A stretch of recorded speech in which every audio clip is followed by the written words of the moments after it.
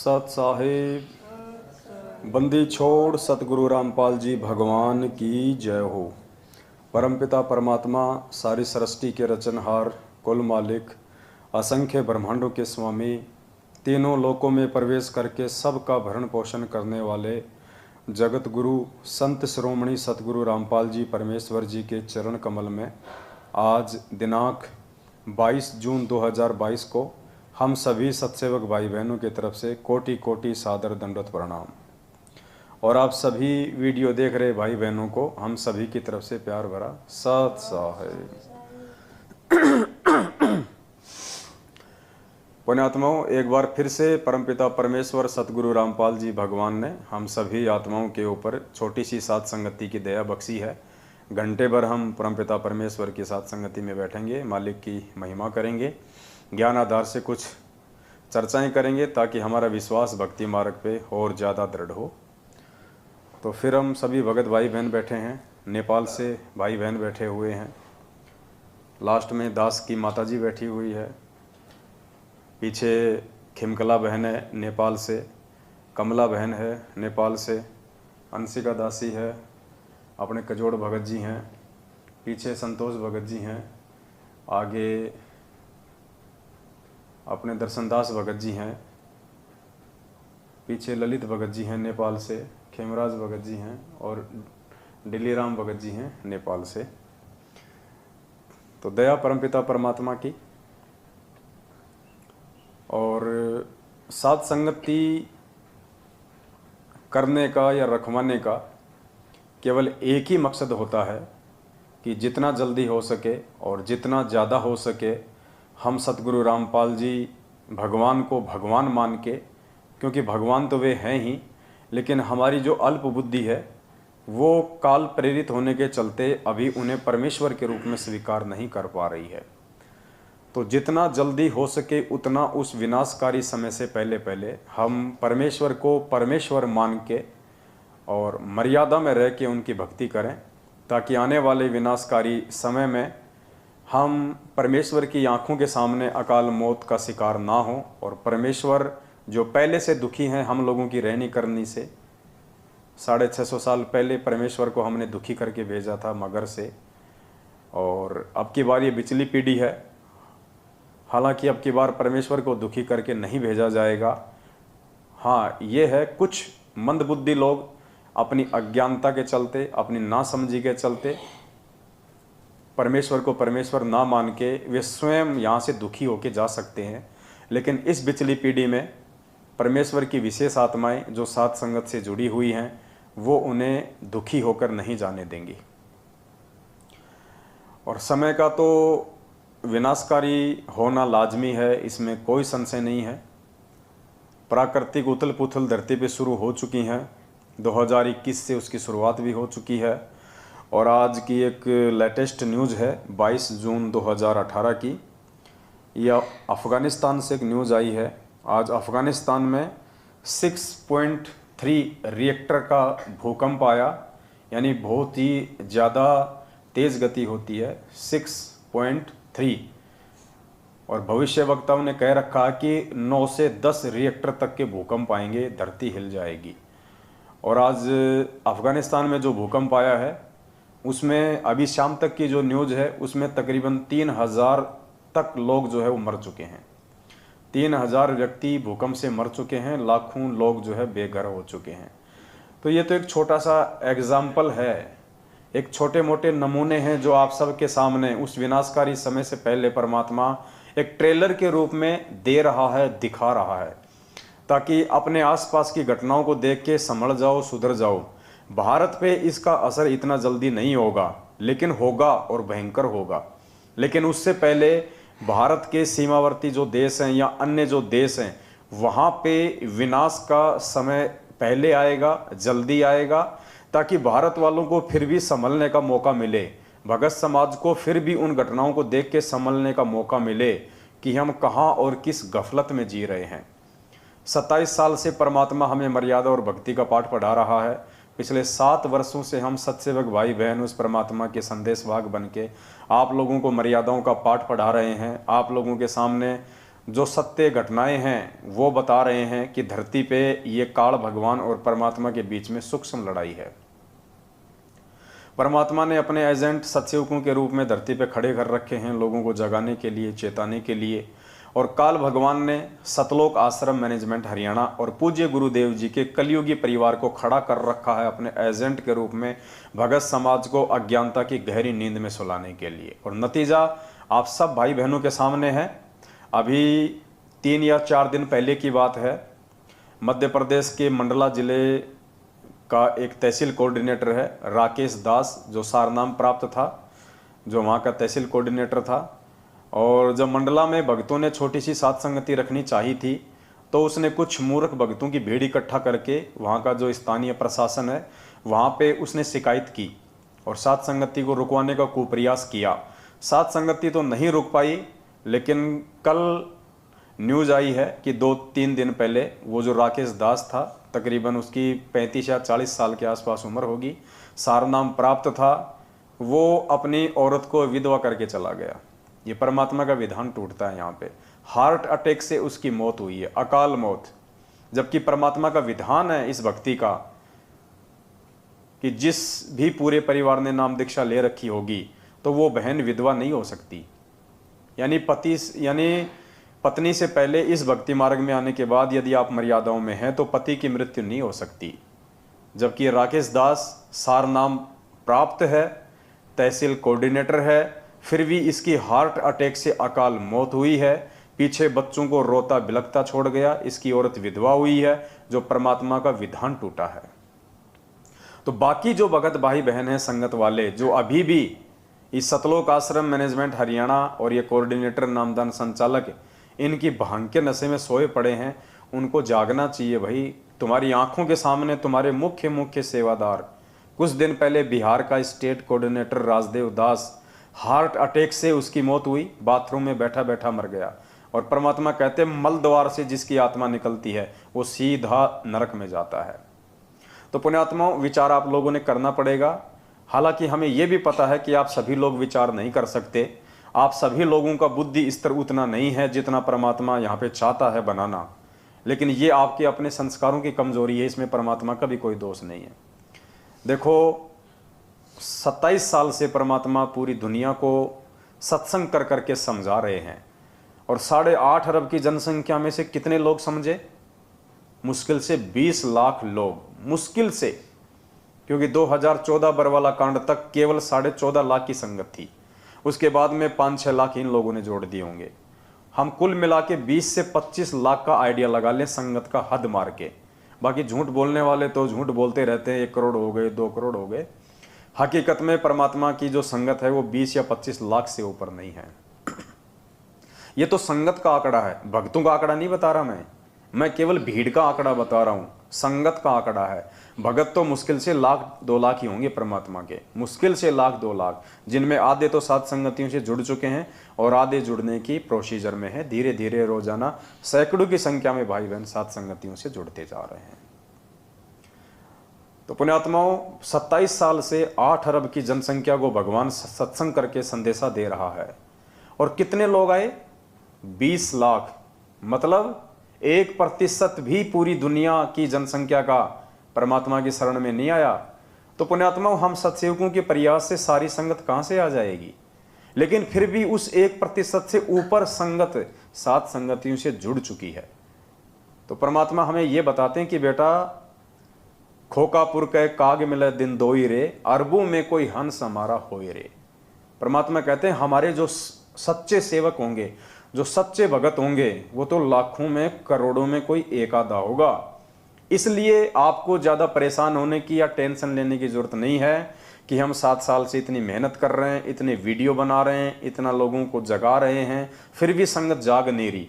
तो परमात्मा उदाहरण साथ साथ पेश कर रहे हैं कि बेटा, मैं भी तो 27 साल से 8 अरब की जनसंख्या को समझा रहा हूँ, 1% भी अभी तक मेरे शरण में नहीं आया। तो रीजन क्या है? शरण में वो आएगा जिसके लिए परमात्मा धरती पे आया है, जो मोक्ष की अधिकारी आत्माएं हैं वर्तमान में पिछली पीढ़ी में। क्योंकि परमात्मा हीरे मोती लाल का व्यापारी है, परमात्मा कबाड़े का व्यापारी नहीं है। हालांकि शरण में तो चाहे पूरी दुनिया आ जाओ परमात्मा के, लेकिन वो शरण में आना नहीं होता है। परमात्मा कहते हैं ताते सतगुरु शरणा लीजे, कपट भाव जिन दूर करीजे। जो अपने मन से राग द्वेष छल कपट निंदा चुगली चोरी जारी स्वार्थ इन सब को दूर कर देता है, वो सतगुरु की शरण में माना जाता है, समझा जाता है। ऐसे नाम दीक्षा लेके हाथ में धागा बांध के गले में लॉकेट टांग के और फिर बाहर जाके चोरियां करते हैं, बाहर जाके शराब पीते हैं, उल्टे काम करते हैं, माता बहनों को छेड़ते हैं, रमेणियां कर करके 2-2 बच्चे पैदा करके उनको छोड़ रहे हैं, वो परमात्मा की शरण में नहीं है। वो आप और हमारी नज़र में भगत हैं, लेकिन परमात्मा की नज़र में वो भगत नहीं है। तो पुण्यात्माओं, बार बार हम आप सभी भगत भाई बहनों से यही प्रार्थना करते आ रहे हैं, आज भी कर रहे हैं, और परमात्मा ने दया बख्शी तो आगे भी करते रहेंगे। और यही कहेंगे कि जितना जल्दी हो सके उस विनाशकारी समय से पहले पहले सतगुरु रामपाल जी भगवान की वास्तविक शरण में आ जाओ।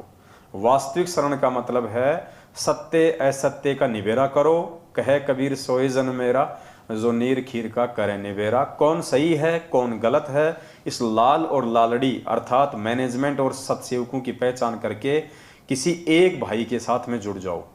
देखो, आप सोचो कि मैं तो ना मैनेजमेंट की तरफ हूँ ना मैं सत्सेवकों की तरफ हूँ, मैं तो घर बैठ के भक्ति कर लूँगा। ये भी आपकी बहुत बड़ी भूल है। घर बैठ के भक्ति करने का समय अभी नहीं है। घर बैठ के भक्ति करने का समय होगा सतगुरुदेव जी के पृथ्वीलोक से जाने के बाद। उसके बाद ना कहीं भ्रमना ना कहीं भटकना, क्योंकि घर घर में ज्ञान होगा, सभी उपदेशी होंगे, थोड़ी आत्मा रह जाएंगी, सभी लोग धार्मिक होंगे, भगवान से डरने वाले होंगे।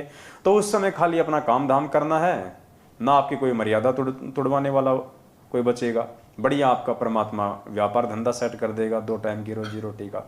फिर आपने अपना भक्ति करनी है, कहीं हांडने की जरूरत नहीं है, ना कहीं आश्रमों में धक्के खाने की जरूरत है, ना किसी भगत के चक्कर में आने की जरूरत है। लेकिन जब तक सतगुरुदेव जी इसार जेल में हैं, तब तक आपको एक के साथ रहना पड़ेगा। चाहे मर्यादा तोड़ के मैनेजमेंट के साथ रह लो, चाहे मर्यादा सुधार के सत्सेवकों के साथ में रह लो, वरना आप जी भक्ति मार्ग से विचलित हो जाओगे। आप इस मार्ग से कोसों दूर हो जाओगे। कब काल भगवान आपके अंदर कुप्रेरणा करके धीरे धीरे धीरे धीरे, परमात्मा कहते हैं ना, जैसे कोई तालाब है जल से भरा हुआ है, और जब गर्मी का महीना होता है तो धीरे धीरे धीरे धीरे वो पानी डाउन होता चला जाता है, और डाउन होते हुए का निशान भी दिखाई नहीं देता। तो काल आपके अंदर ऐसी कुप्रेरणा कर देगा, धीरे धीरे धीरे धीरे आप इस भक्ति और भगवान से दूर हो जाओगे, यदि आप किसी एक से ना जुड़े तो। और दोनों में से फायदा किसके साथ जुड़ने का है, ये डिसीजन आपने स्वयं करना है। तो कहने का मतलब है उस विनाशकारी समय की शुरुआत हो चुकी है भाई। ये पूरा मामला 2-4 साल का है, 2028 तक का ये बता रखा है भविष्य वक्ताओं ने। लेकिन ये 24-25 का जो आंकड़ा है ना, ये बहुत ज़्यादा खतरनाक है। आने वाला साल 1.5 साल है ना, वो बहुत ज़्यादा खतरनाक है। और वैसे तो कोई भरोसा नहीं अब समय का। जिस प्रकार से दुनिया वालों ने परमात्मा को दुखी कर रखा है, नाराज कर रखा है, परमात्मा को रिजेक्ट करके जेल में बैठा रखा है, दुनिया ने तो अपने सिर के ऊपर नंगी तलवार लटका रखी है कच्चे धागे से। कभी भी टूट सकती है, कोई भरोसा नहीं है, अगले पल कुछ भी हो सकता है यहाँ पे।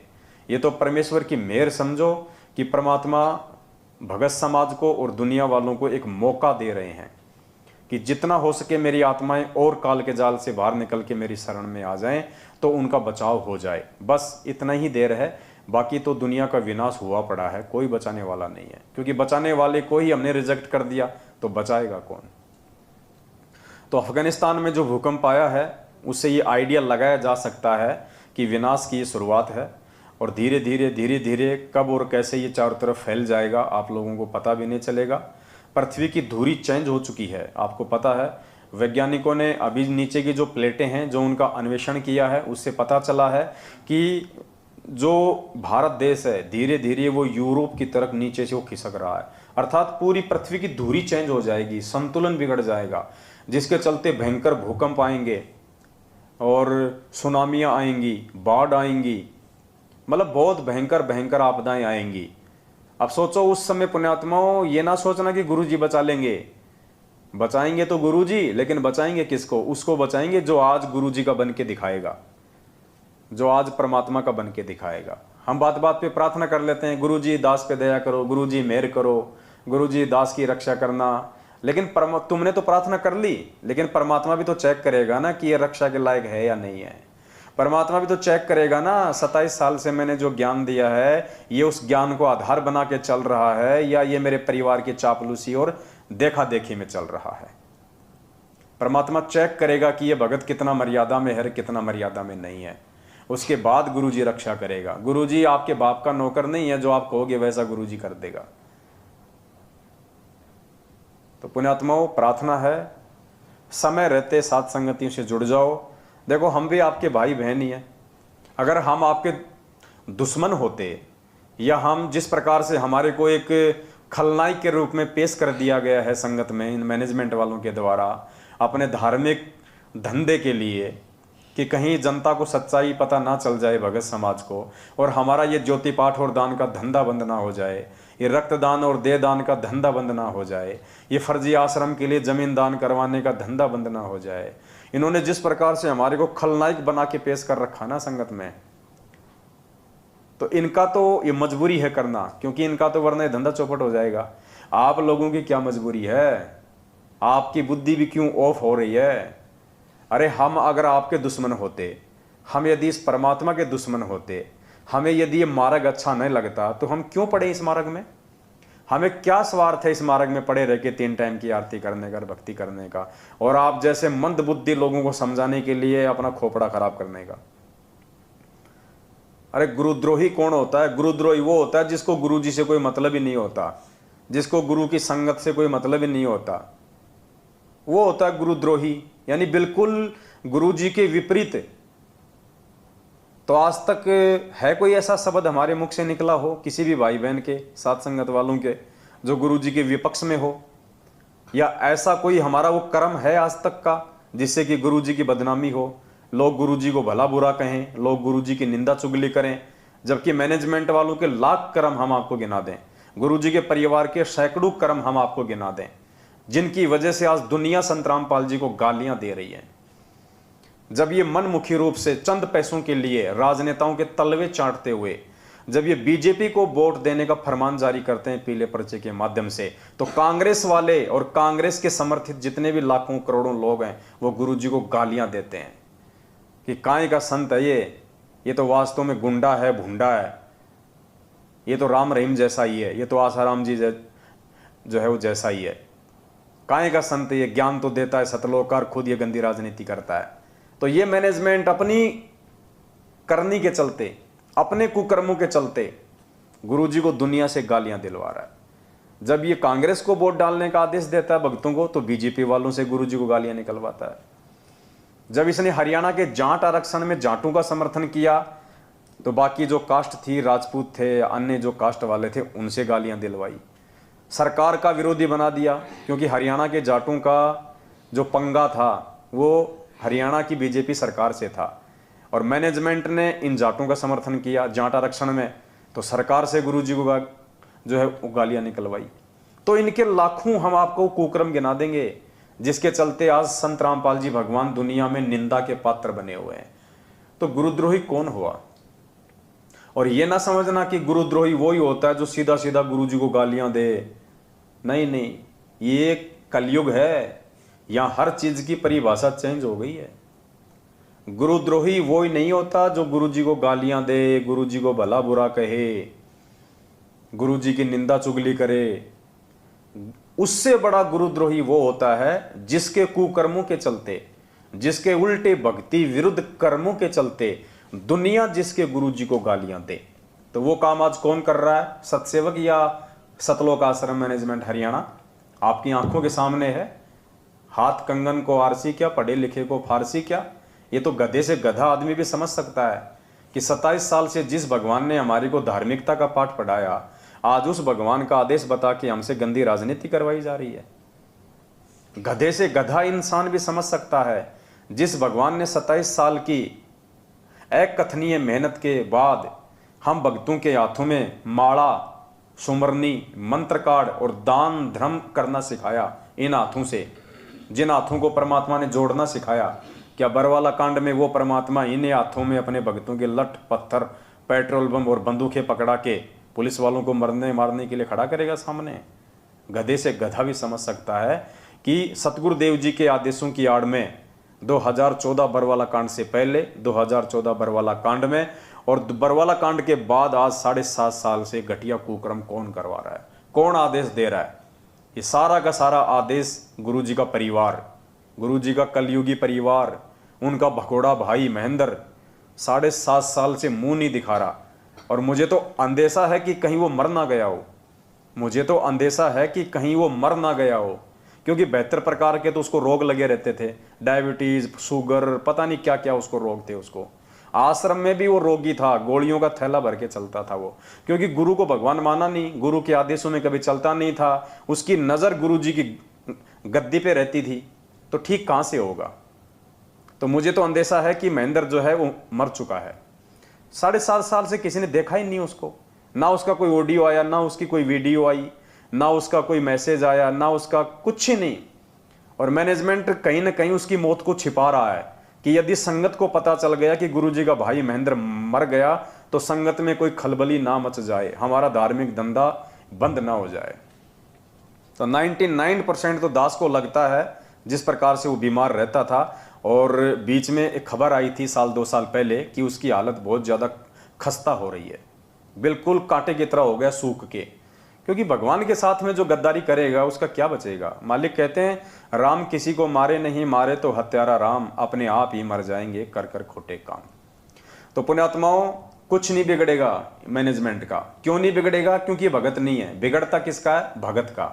ये तो काल के एजेंट हैं। गुरुजी के बेटा बेटी भाई बंधु रिश्तेदार जवाई, आपका स्टेट कोऑर्डिनेटर नामदान संचालक, इनका कुछ नहीं बिगड़ेगा, क्योंकि इनका तो पहले से ही सब कुछ बिगड़ा हुआ है। ये तो काल भगवान ने एक अपने एजेंट के रूप में चिन्हित करके इस पृथ्वी पे परमात्मा की शरण में लाके और इनको उस कमाल की तरह संगत के कर्म फुड़वाने के लिए धरती पे उतारा गया। परमात्मा ने कमाल को जीवित क्यों किया? ऐसे जीवित नहीं किया। परमात्मा ने कमाल को कोई भक्ति करवाने के लिए जीवित नहीं किया था। परमात्मा ने कमाल को जीवित केवल आज बिचली पीढ़ी वाले आप और हम जैसे मंद बुद्धियों की आंखें खोलने के लिए किया था कि काल उस बिचली पीढ़ी में भी ऐसा ही तांडव मचाएगा, ऐसा ही घटिया खेल खेलेगा। तो क्यों जीवित किया परमात्मा ने कमाल को? एक एग्जाम्पल के लिए। कैसे? कमाल को परमात्मा ने मुर्दे से जिंदा किया, एक तरीके से मालिक ने उसको नया जीवन दिया। और बचपन से परमात्मा ने उसको पढ़ाया लिखाया, जैसा भी था उस समय, उसको शिक्षा दी, उसको दीक्षा दी, अपने पास में रखा, उसको अपने बेटे जैसा उसको प्यार दिया। और आगे चल के वो कमाल गुरुद्रोही हुआ, परमात्मा की संगत को ले डूबा, मनमुखी रूप से वो गुरु बन के बैठ गया। गालियां तो उसने भी नहीं निकाली थी कभी परमात्मा को, राग द्वेष तो वो भी नहीं करता था इतना, निंदा चुगली तो कभी उसने भी नहीं की कबीर साहिब की, फिर भी वो गुरुद्रोही कहलाया। क्यों? उसके कर्मों के चलते, कर्मों के चलते वो गुरुद्रोही कहलाया। तो आज वो की वो स्थिति परमात्मा हमें समझाना चाह रहे हैं कि ये ना सोचना कि गुरुजी का भाई क्या कोई गद्दारी कर सकता है। अरे गुरुजी का बेटा है ये तो गुरुजी की बेटी है, ये थोड़ी ना ऐसा करेगी गुरुजी के साथ। वो कमाल भी तो गुरुजी का बेटा ही था, जिसको मुर्दे से जिंदा किया था, बचपन से लालन पालन पोषण किया था, बड़ा किया था। वो भी तो गुरुजी के परिवार का ही सदस्य था, मेंबर था। परमात्मा ने इसीलिए उसको जीवित करके एक एग्जाम्पल दिया आप और हमारे जैसे नालायकों की आंखें खोलने के लिए कि जब तुम कलयुग की बिचली पीढ़ी में जाओ तो मूर्खो, मेरा परिवार समझ के मेरे भाई बंधु रिश्तेदार बेटा बेटी पे आश्रित ना हो जाना। वो सब काल के एजेंट होंगे, क्योंकि काल ऐसा ही खेल खेलता है। 650 साल पहले कमाल को भेज दिया परमात्मा का बाग उजाड़ने के लिए। फिर परमात्मा ने जब धर्मदास जी के माध्यम से अपने मार्ग को चलाने की योजना बनाई तो धर्मदास के परिवार में धर्मदास के बेटे नारायण दास के रूप में मृत्यु अंध नाम का अपना काल का दूत भेज दिया। और धर्मदास की आगे फिर वो छठी पीढ़ी में आ गया काल टकसारी पंथ से। गरीबदास जी के पंथ में भी ऐसा ही हुआ, नानक जी के पंथ में भी ऐसा ही हुआ, उसके दोनों बेटे उसके विरोध में हो गए।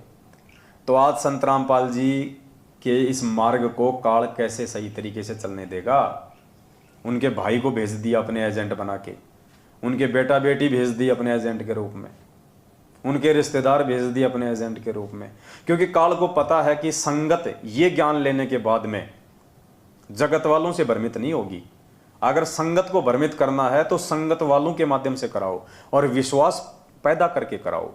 तो काल क्या करता है, पहले विश्वास पैदा करवाता है कुछ भक्तों के ऊपर, और उसके बाद विश्वास में लेके फिर भक्तों की आंखें फोड़ता है।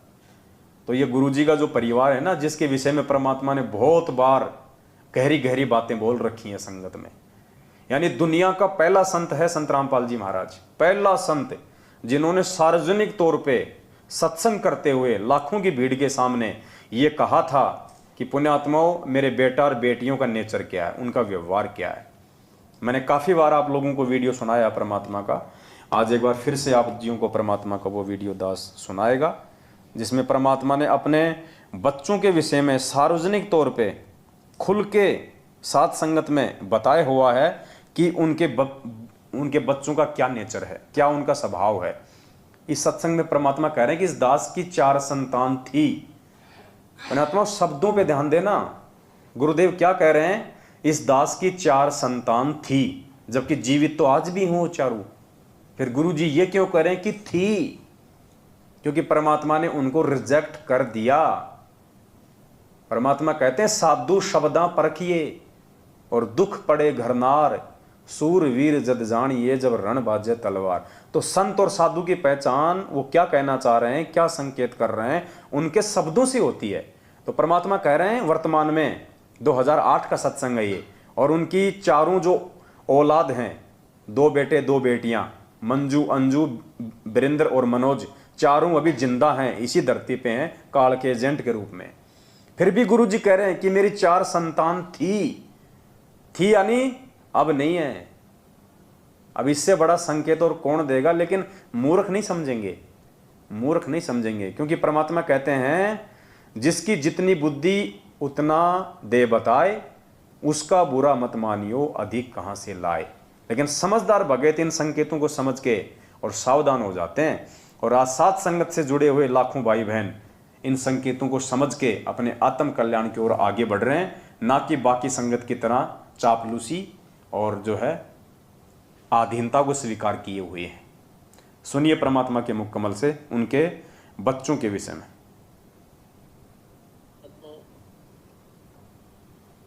इस दास के 4 संतान, 2 लड़के 2 लड़की थी।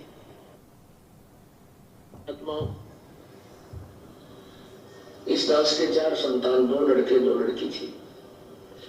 यदि ये दास नींद और छूट रह जाता, अब मुझे पता है मैं कितने की खातिरदारी कर रहा हूँ, खूब पता है मुझे वो क्या नेचर है उनका, कैसा उनका स्वभाव, क्या करते। अब परमात्मा के चरणों में आया हूँ, मेरे लाखों चेले बेटा बेटी हो गए, और एक को कहता हूँ गजल गाना, 10 खड़े हो जाते हैं। ये क्या कारण है, क्योंकि मैंने परमात्मा की भक्ति का रटना लाई, और उस भक्ति की शक्ति से बच्चों में इतनी श्रद्धा बन गई, जब हाथों में रखा अपने गुरुदेव को, अपने पिता को।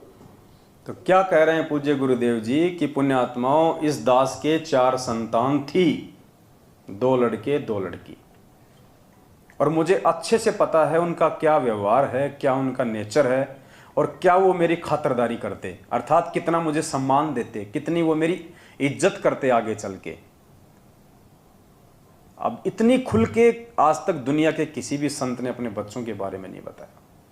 तो क्यों संकेत किया परमात्मा ने? संगत को समझाने के लिए, संगत को जगाने के लिए कि भाई अगर तुम इनको मेरा बेटा बेटी मान के चल रहे हो तो बहुत बड़ी भूल में चल रहे हो, ये तो काल के बेटा बेटी हैं। और देख लो 2008 में परमात्मा ने संकेत किया कि मुझे अच्छे से पता है वो मेरी कितनी क्या इज्जत करते, और देख लो आज क्या हाल हो रखा है। 2014 इन्हीं लोगों के कुकर्मों ने बरवाला कांड करवाया और परमात्मा को जेल में बिठवा दिया। अब देख लो इनके कुकर्मों के चलते आज भगवान की जेल में क्या इज्जत हो रही है, देश दुनिया में उनकी कितनी फजीती हो रही है। संगत का क्या हाल कर दिया इन लोगों ने काल प्रेरणा से, ज्योति पाठ के नाम पे ठगना शुरू कर दिया। अरे जबकि ज्योति ये पाठ जो है, ये पाठ प्रकाश 3 दिन का गरीबदास जी महाराज जी की वाणी का कौन कर सकता है, तुम्हें पता भी है इस बात का। तुम सबके घरों में इन्होंने एक पुस्तक डाल रखी है, भगत जी वो लाना है वो ब्लैक वाला जो बैग रखा अंदर, उसके अंदर एक पुस्तक होगी, वो जब जब भूल पड़े, तुम सबको दे रखी है वो पुस्तक, और स्पेशली भक्तों को दी हुई है। और ये भी कह रखा है कि गुरु जी का आदेश है इसको महीने में एक बार जरूर पढ़ना है। इसको मासिक पाठ बना दिया। जैसे हम आरती करते हैं, रोज पढ़ते हैं ना उसको, इसको मासिक पाठ बताया। मासिक पाठ यानी महीने में एक बार तो भक्तों ने इसको पढ़ना ही पढ़ना है, गुरु जी का आदेश है। जबकि इसमें आने वाले दिनों में दास आपको दिखाएगा, तुम लोग पढ़ते नहीं हो, और पढ़ते हो तो तुम्हारी बुद्धि में आ नहीं सकती ये बातें। क्यों नहीं आ सकती? क्योंकि इस पुस्तक को भी पढ़ने का एक फॉर्मूला है, और तुम लोगों को नहीं पता वो फॉर्मूला क्या है, और ना तुम्हें मालूम पड़ सकता। तुम जितना पढ़ोगे उतना ही तुम उलझते चले जाओगे। ये जो पुस्तक है ना, आने वाले दिनों में जिसका पोस्टमार्टम होगा परमात्मा के आशीर्वाद से, ये पुस्तक जैसे तुम पढ़ रहे हो वैसे नहीं पढ़ी जाएगी। ये पुस्तक पीछे से पढ़ी जाएगी। जैसे कुरान होती है ना, उसमें उल्टे शब्द पढ़े जाते हैं। ये जब जब भूल पड़े पुस्तक, ये पीछे से पढ़ी जाएगी, ना कि आगे से। तुम आगे से पढ़ रहे होंगे, जिंदगी में समझ में नहीं आएगी। इसका एक फॉर्मूला है। आने वाले दिनों में परमात्मा दया करेंगे, दास आपको पीछे से पढ़ के सुनाएगा एक एक चीज, तब आपके समझ में आएगी। और ये जो पुस्तक है, ये सतलोक आश्रम मैनेजमेंट हरियाणा के साथ में जुड़े हुए लोगों के लिए जहर है, जहर। और सत्सेवकों के लिए ये अमृत है, अमृत। क्योंकि इस पुस्तक को जब हम पढ़ेंगे, इस पे वीडियो बनाएंगे, इसका पोस्टमार्टम होगा ज्ञान आधार से, तो सत्सेवकों का तो भक्ति मार्ग पे विश्वास बढ़ेगा। और साथ संगति से ना जुड़ के जो लोग मनमुखी रूप से मैनेजमेंट का आदेश मान के इस पुस्तक को पढ़ रहे हैं कि गुरु जी का आदेश है, उनको कुछ समझ में आएगा नहीं, उल्टी उनकी मर्यादा टूटेंगी। इसमें ऐसी ऐसी बातें लिखी हुई हैं जिससे आपको सीधा काल भगवान के मुंह में लेके जाया जाएगा। ये पुस्तक बिना साथ संगत से जुड़ा हुआ कोई भी व्यक्ति यदि इसको पढ़ेगा तो वो सीधा काल भगवान के मुंह में जाएगा, उसकी मर्यादा टूटेंगी। क्योंकि उसको बिगाड़ने की सामग्री है इस पुस्तक में, टोटली उसको बर्बाद करने की सामग्री है। और सत्सेवक जब साथ संगति के माध्यम से इस पुस्तक को पढ़ेंगे तो सत्सेवकों का परमात्मा पर भक्ति पे विश्वास दृढ़ होगा कि भगवान आपने दया करी, जो हमें आपने इस काल रूपी सतलोक आश्रम मैनेजमेंट हरियाणा से बचा लिया। आपने अपने कलयुगी परिवार रूपी काल भगवान के एजेंटों से बचा लिया, वरना आज हम धोबी के कुत्ते की तरह हो जाते, ना घर के ना घाट के, हमारे कुछ भी समझ में नहीं आता। तो आने वाले दिनों में इस पुस्तक को हम लेके चलेंगे। तो परमात्मा यहाँ पे अपने बच्चों के विषय में स्पष्ट बता रहे हैं, और आज तुम उन्हीं बच्चों की पूंछ पकड़ के चल रहे हो, उन्हीं की चापलूसी कर रहे हो, उसी कलयुगी भाई के आदेशों पे चल रहे हो, और उसी परिवार के आदेशों पे चंद टुकड़ों के लिए उनकी गुलामी करने वाले नामदान संचालक और कोऑर्डिनेटरों के पीछे चल रहे हो। भाई बुद्धि भ्रष्ट हो चुकी है। परमात्मा कुछ भी बचाव नहीं करेगा अगर समय रहते आंखें नहीं खोली और साथ संगति से नहीं जुड़े तो। अरे परमात्मा कहते हैं, कहे कबीर सोए जन मेरा, जो नीर खीर का करे निबेरा। अरे सत्य असत्य को देखना, जांचना, परखना भगत का प्रथम कर्तव्य है। तुम्हें किस मूर्ख ने बहका दिया, तुम्हें किस पागल ने कह दिया कि पवन दास का वीडियो देखोगे तो तुम जो है तुम्हारा नाम खंड हो जाएगा। ये किसी मूर्ख व्यक्ति की सोच है, घटिया व्यक्ति की, जिसका अपना स्वार्थ होगा वो कह सकता है, परमात्मा नहीं कह सकते। परमात्मा ने तो कह रखा कि कहे कबीर सोए जन मेरा, जो नीर खीर का करे निबेरा। अब नीर खीर यानी दूध और पानी, दूध और पानी को आपस में मिक्स कर दिया हो, और उसको यदि कोई छान के, कोई परख के, कोई ऐसी कोई विधि हो जिससे वो दूध को अलग कर दे, पानी को अलग कर दे, परमात्मा कहते हैं मेरा सच्चा भगत तो वो है। चाहे झूठ और सच को आपस में कितना ही मिला दिया जाए, मेरा भगत मेरे ज्ञान से उनमें नीर खीर का निबेरा कर लेगा, निर्णय कर लेगा कि सच क्या और झूठ क्या है। उसके बाद में सत्य का संग करेगा, झूठ को त्याग देगा। उसको बताया भगवान ने हंस। अरे तुमसे तो जगत वाले अच्छे। एक आदमी पढ़ लिख के जज बनता है, कोर्ट में बैठता है, वो क्या करता है? वो जज का काम क्या होता है? निर्णय देना। वो दोनों पक्षों की बातें सुनता है, भले एक उसमें दोषी है और एक उसमें निर्दोष है, वो दोनों की बातें सुनेगा, बड़े धैर्य से सुनेगा, पक्षपात नहीं करता वो। भले उसको 20 तारीख देनी पड़े आगे, जब तक वो जान नहीं लेगा, निर्णय नहीं कर लेगा, और नीर खीर का निबेरा नहीं कर लेगा कि सही कौन है और गलत कौन है, दोषी कौन है और निर्दोष कौन है, तब तक वो जज निर्णय नहीं देता, उसको कहते हैं जज। और तुम वैसे तो कहते हो कि हमने संत रामपाल जी भगवान से तत्व ज्ञान ले रखा है, हमारे गुरुजी ने हमारे को तत्व ज्ञान दे दिया। अरे गुरुजी ने तो सब कुछ दे दिया, तुमने क्या लिया?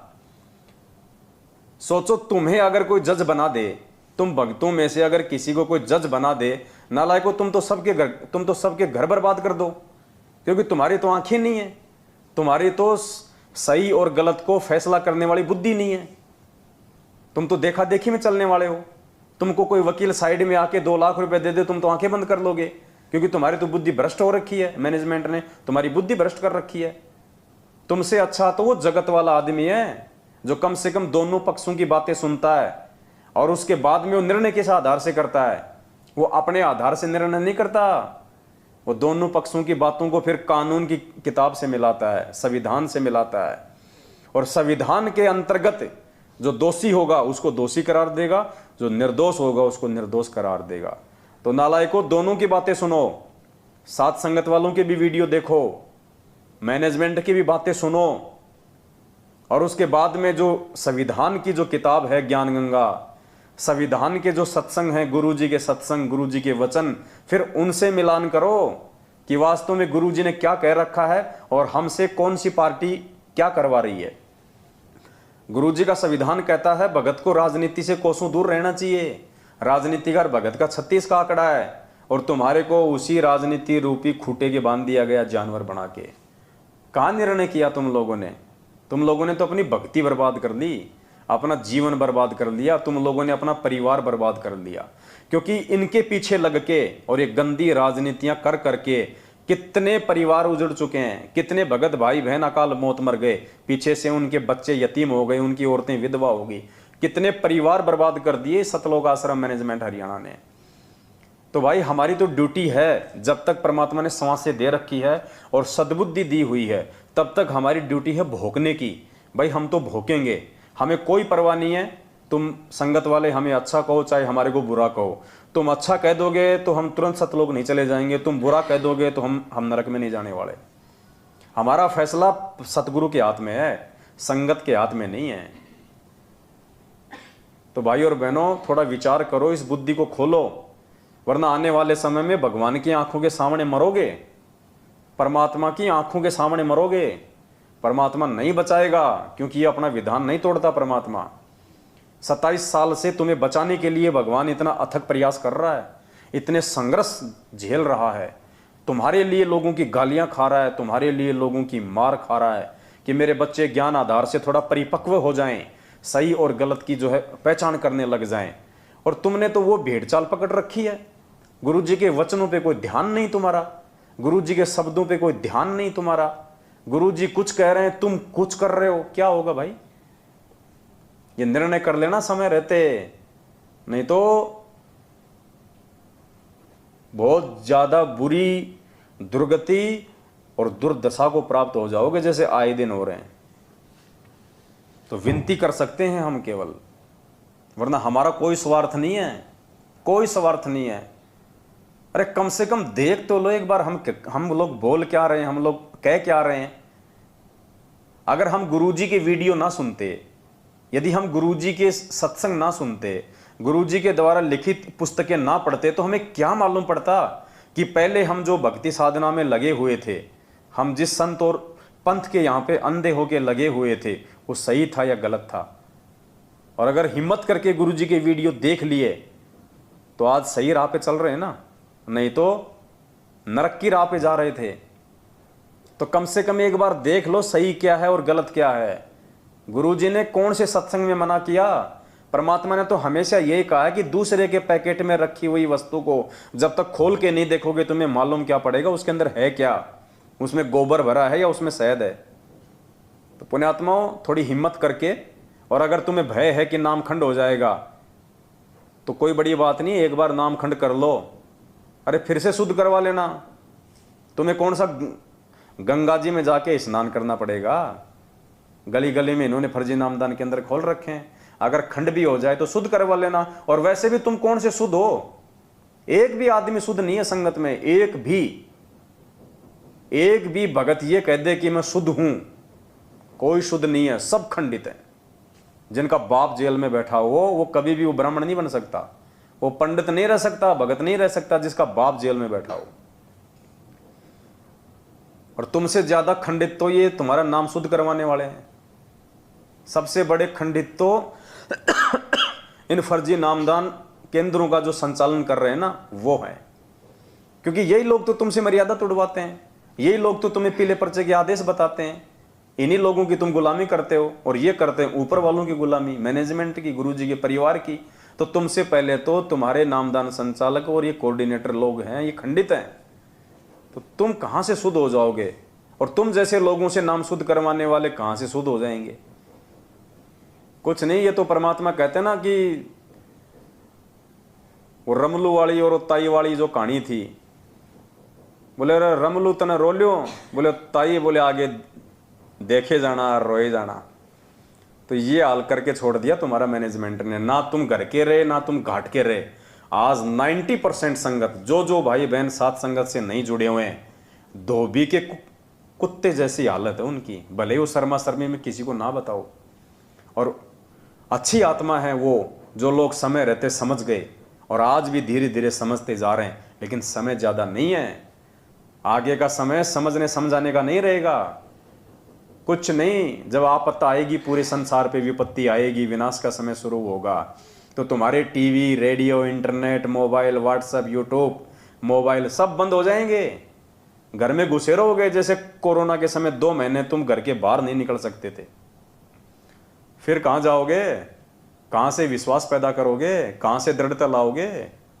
ये दृढ़ता उस समय उन आत्माओं में रहेगी, ये विश्वास परमात्मा उन आत्माओं में प्रकट करेगा जो आज सात संगतियों से जुड़ के 5 यज्ञ की खीर खा रहे हैं, अपने गुरु को भगवान मान के भोग लगा रहे हैं, भक्ति कर रहे हैं, मर्यादाओं में रह के और परमात्मा के मार्ग पे चल रहे हैं।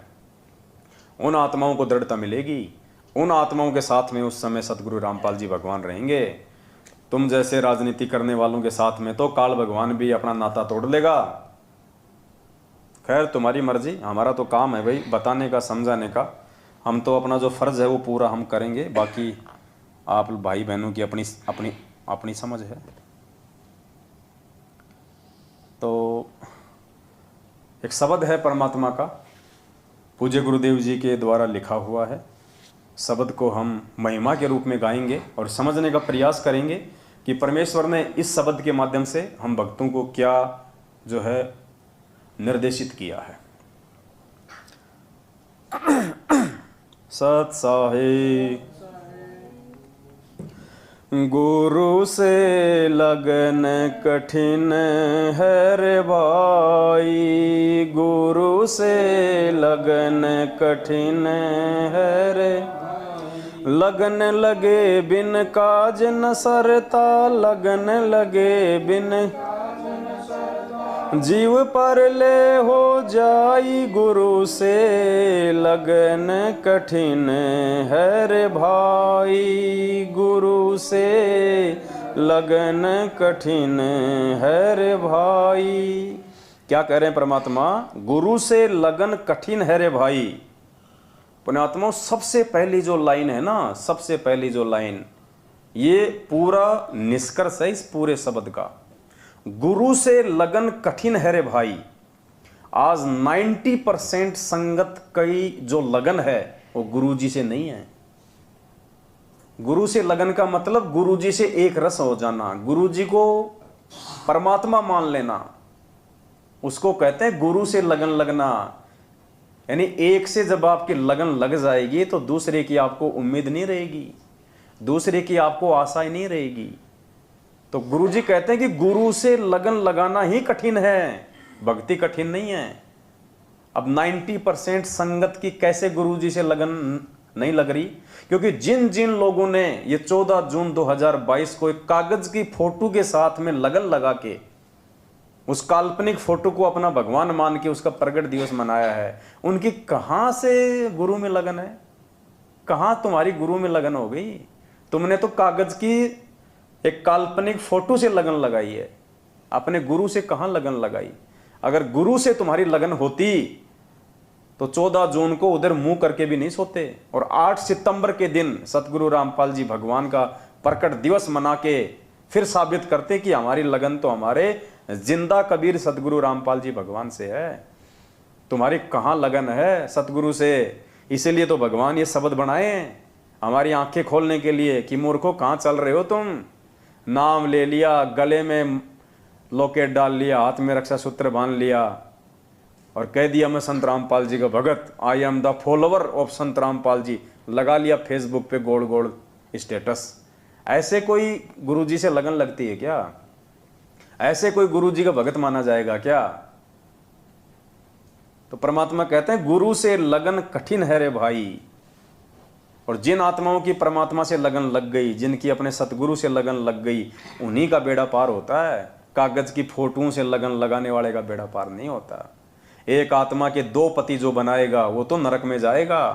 गुरु गोविंद 2 नहीं भाई, जो 2 समझेगा वो दोजक में जाइए। तो 14 जून को तो तुम एक तो मना रहे हो कागज की फोटो को, फिर 8 सितंबर को जैसा मैनेजमेंट तुम्हें कहेगा जन्मदिन मनाना तो तुम जन्मदिन मना लोगे, अवतरण मनाना तो तुम अवतरण मना लोगे, त्योहार मनाना तो तुम 8 सितंबर को त्योहार मना लोगे। तुम्हारा कोई स्टैंड ही नहीं है। बिन पैंदे के लोटे, जिधर ठोकर मारो उधर ही उड़ जाओ। अरे तुम आत्मा एक हो, तुमने उसके पति 2 बना रखे हैं। ये तो वैश्या भक्ति है, व्यभिचारणी भक्ति कर रहे हो तुम। कहाँ जी रहे हो भक्तो? फिर कहते हो हम संत रामपाल जी के भगत हैं। अभी तो तुम काल के भगत हो। संत रामपाल जी के भगत हो, सत्संगति में आके देखो। गुरु से लगन कठिन है रे भाई, गुरु से लगन कठिन है रे भाई।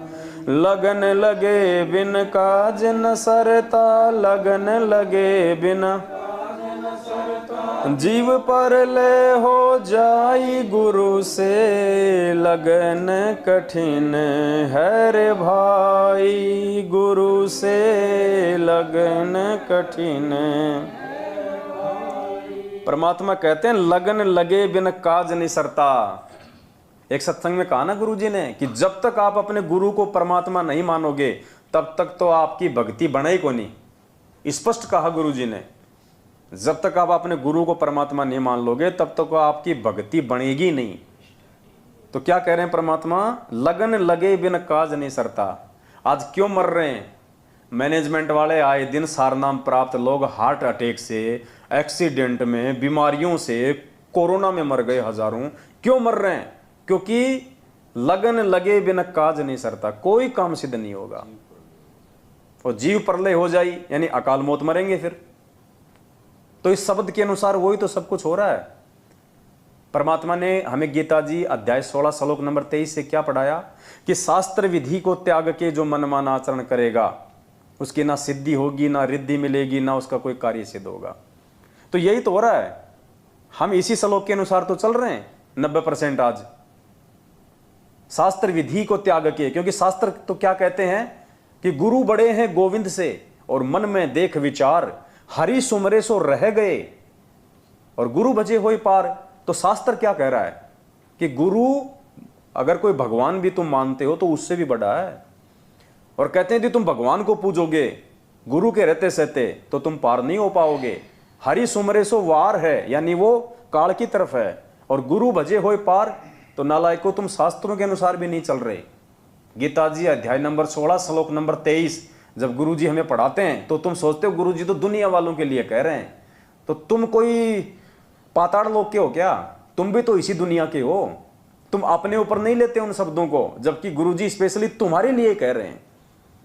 तो देख लो, शास्त्र विधि को त्याग के तुम मनमानाचरण कर रहे हो। गुरु को छोड़कर तुम गोविंद को पूज रहे हो, जबकि तुम्हारा गुरु ही गोविंद है। गुरु गोविंद कर जानियो और रहिए शब्द समाए, और मिले तो दंडवत बंदगी नहीं पल पल ध्यान लगाए। आज एक भाई ने कमला बहन को यह मैसेज भेजा था कि गुरु गोविंद कर जानियो रहिए शब्द समाए, मिले तो दंडवत बंदगी नहीं तो पल पल ध्यान लगाए। जो इस वाणी को समझ जाएगा उसका मोक्ष निश्चित है। तो बहन ने दास से दिन में पूछा, तो दास ने कहा बहन वाणी तो बिल्कुल सही भेजी है भाई ने, लेकिन वो इसका अर्थ नहीं जान पा रहा। अब इस वाणी का क्या अर्थ है? गुरु गोविंद कर जानिए, यानी यहां पे भगवान का ऑप्शन ही समाप्त कर दिया। स्पष्ट आदेश दे दिया गुरुजी ने कि गुरु गोविंद कर जानिए, गुरु को ही गोविंद मानो, गुरु को ही भगवान मानो, गुरु को ही कबीर मानो, और रहिए शब्द समाए, यानी उसकी प्रत्येक मर्यादा में, उसके प्रत्येक वचन में, और मिले तो दंडवत बंदगी। अगर गुरुजी आमने सामने कभी हो जाएं, मिल जाएं, तो दंडवत बंदगी, नीचे जमीन पे लेट जाना चाहिए, झुक जाना चाहिए, अपने आप को मिट्टी बना देना चाहिए। नहीं तो पल पल ध्यान लगाए, किसका? गुरुजी का। तो फिर भगवान के लिए तो जगह ही नहीं बची। भगवान को यदि आप मानते हो कोई और कोई गोविंद है, कोई भगवान है, तो भगवान के लिए तो इस वाणी में जगह नहीं छोड़ी। ध्यान भी उन्हीं का लगाना है, पल पल सामने आ जाए तो दंडवत भी उन्हीं को करना है, और गुरु को ही भगवान मान के चलना है, और उन्हीं के वचन में चलना है। तो तुम 14 जून को कहां धक्के खाने गए थे? किस कागज की फोटो को पूज के आए हो? क्यों अपना नाम खंड करके आए हो? अगर किसी का थोड़ा बहुत कोई बचा भी हुआ था, उनका भी इन्होंने 14 जून को खंड बंड कर दिया। तो परमात्मा कहते हैं लगन लगे बिन काज नहीं सरते। ये काज परमात्मा सत्सेवकों के सार रहा है। किसी की उंगली का नाखून भी अगर उतरा हो पिछले 7 साल से, एक भी बंदा लाके खड़ा कर दो। मर्यादा तोड़ने वाले तो 1000 मरेंगे, चाहे सत्सेवक हो चाहे मैनेजमेंट हो। अब आप कहोगे जी फिर मैनेजमेंट वाले भी वही मर रहे हैं जो मर्यादा तोड़ रहे हैं। तो मर्यादा तुड़वा कौन रहा है? ये मैनेजमेंट ही तो तुड़वा रहा है। तो मालिक कहते हैं लगन लगे बिन काज ने सरते, जीव प्रलय हो जाए, गुरु से लगन कठिन है रे भाई। जैसे पपैया बूंद का प्यासा, जैसे पपैया बूंद का प्यासा, पिया पिया रट लगाई, प्यासे प्राण निकल जा बेसक और नीर ना भाई, गुरु से लगन कठिन है भाई, गुरु से लगन कठिन है भाई। लगन लगे बिन काज न सरता, लगन लगे बिन जीव पर ले हो जाई, गुरु से लगन कठिन है भाई, गुरु से लगन कठिन है भाई। क्या कह रहे हैं परमात्मा? जैसे पपैया बूंद का प्यासा, पिया पिया रट लगाई। परमात्मा कहते हैं जैसे एक पपैया होता है ना, एक पक्षी होता है, और मालिक कहते हैं जो स्वाति नक्षत्र में जो बारिश होती है ना, वो केवल उस बारिश की बूंद का ही वो जो है वो जल ग्रहण करता है, बाकी जल नहीं पीता हो। चाहे प्यास के मारे वो प्यासा मर जाए, चाहे उसके प्राण निकल जाएं, अगर वो पानी पिएगा तो स्वाति नक्षत्र में जो बारिश होती है उसी का जल पिएगा। तो पुण्यात्माओं, यहाँ पे परमात्मा ने पपैया की जगह एक भगत को रखा है, एक साधक को रखा है, और स्वाति नक्षत्र वो परमेश्वर स्वयं, उसका ज्ञान, उसके वचन, उनके आदेश, उनकी वाणी।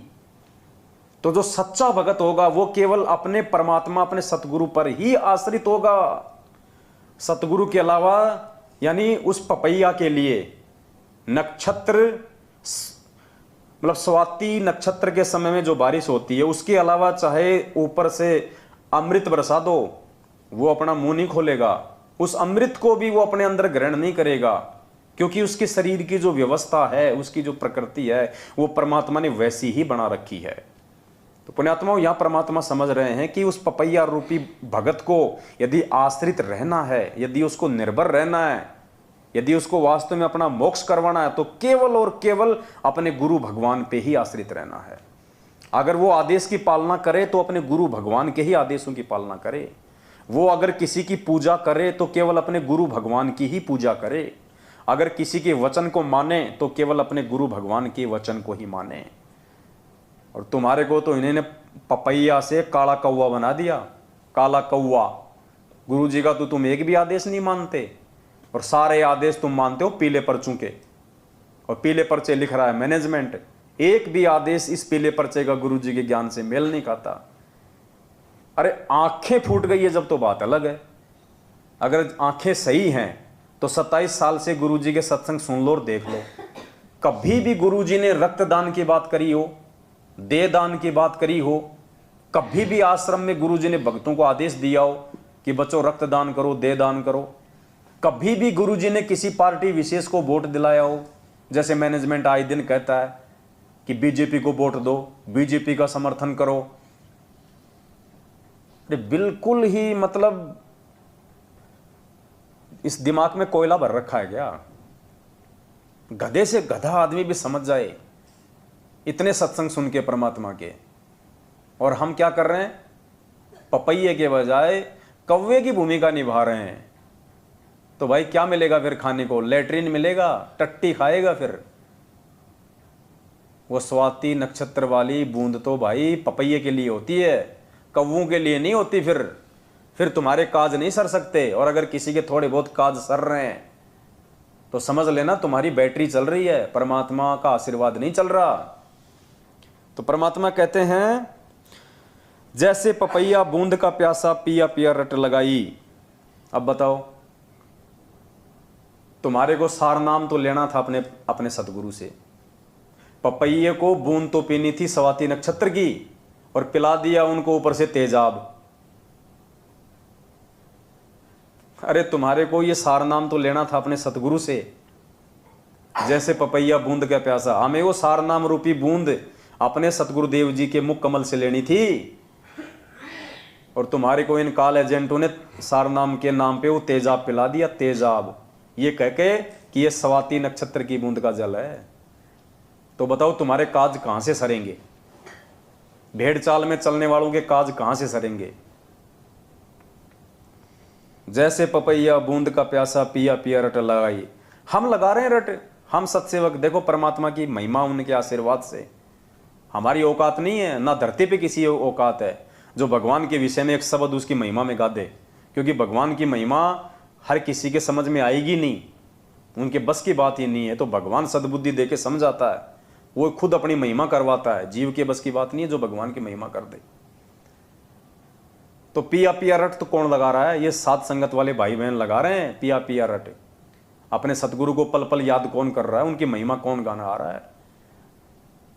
हम सार नाम की ओर में नहीं भागते, हम सार नाम की दौड़ में 15-15 हजार रुपए दे के अपना शिष्य धर्म को नष्ट नहीं करते। तो साध संगत से भाई बहन अपने गुरु को भोग लगा लगा के, उनको परमात्मा मान मान के उनको रिझा रहे हैं उनको।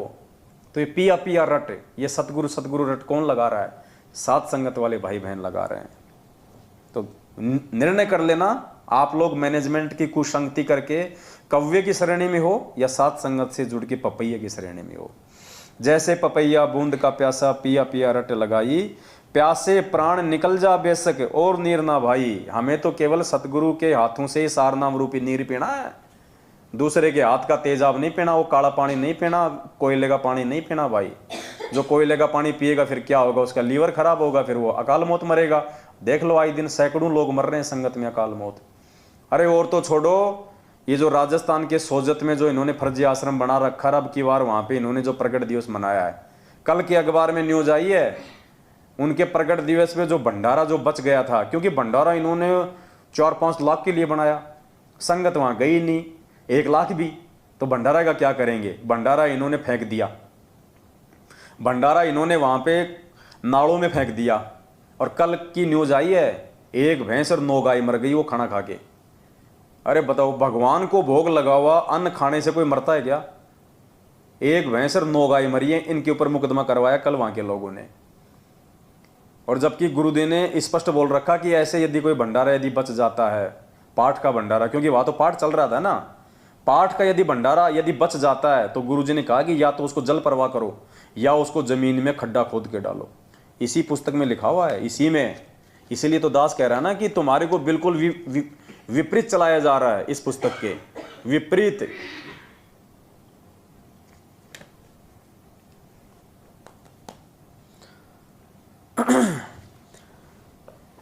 गुरु से लगन कठिन है रे भाई, गुरु से लगन कठिन है रे भाई। लगन लगे बिन काज न सरता, लगन लगे बिन काज न सरता, जीव परले हो जाई। गुरु से लगन कठिन है रे भाई, गुरु से जैसे मिर्गा शब्द स्नेही शब्द सुनन को जाई, जैसे मिर्गा शब्द स्नेही शब्द सुनन को, शब्द सुने और प्राण दान दे, शब्द सुने और प्राण दान दे, तनिक नहीं बिराई, गुरु से लगन गुरु से लगन कठिन है रे भाई, लगन लगे बिन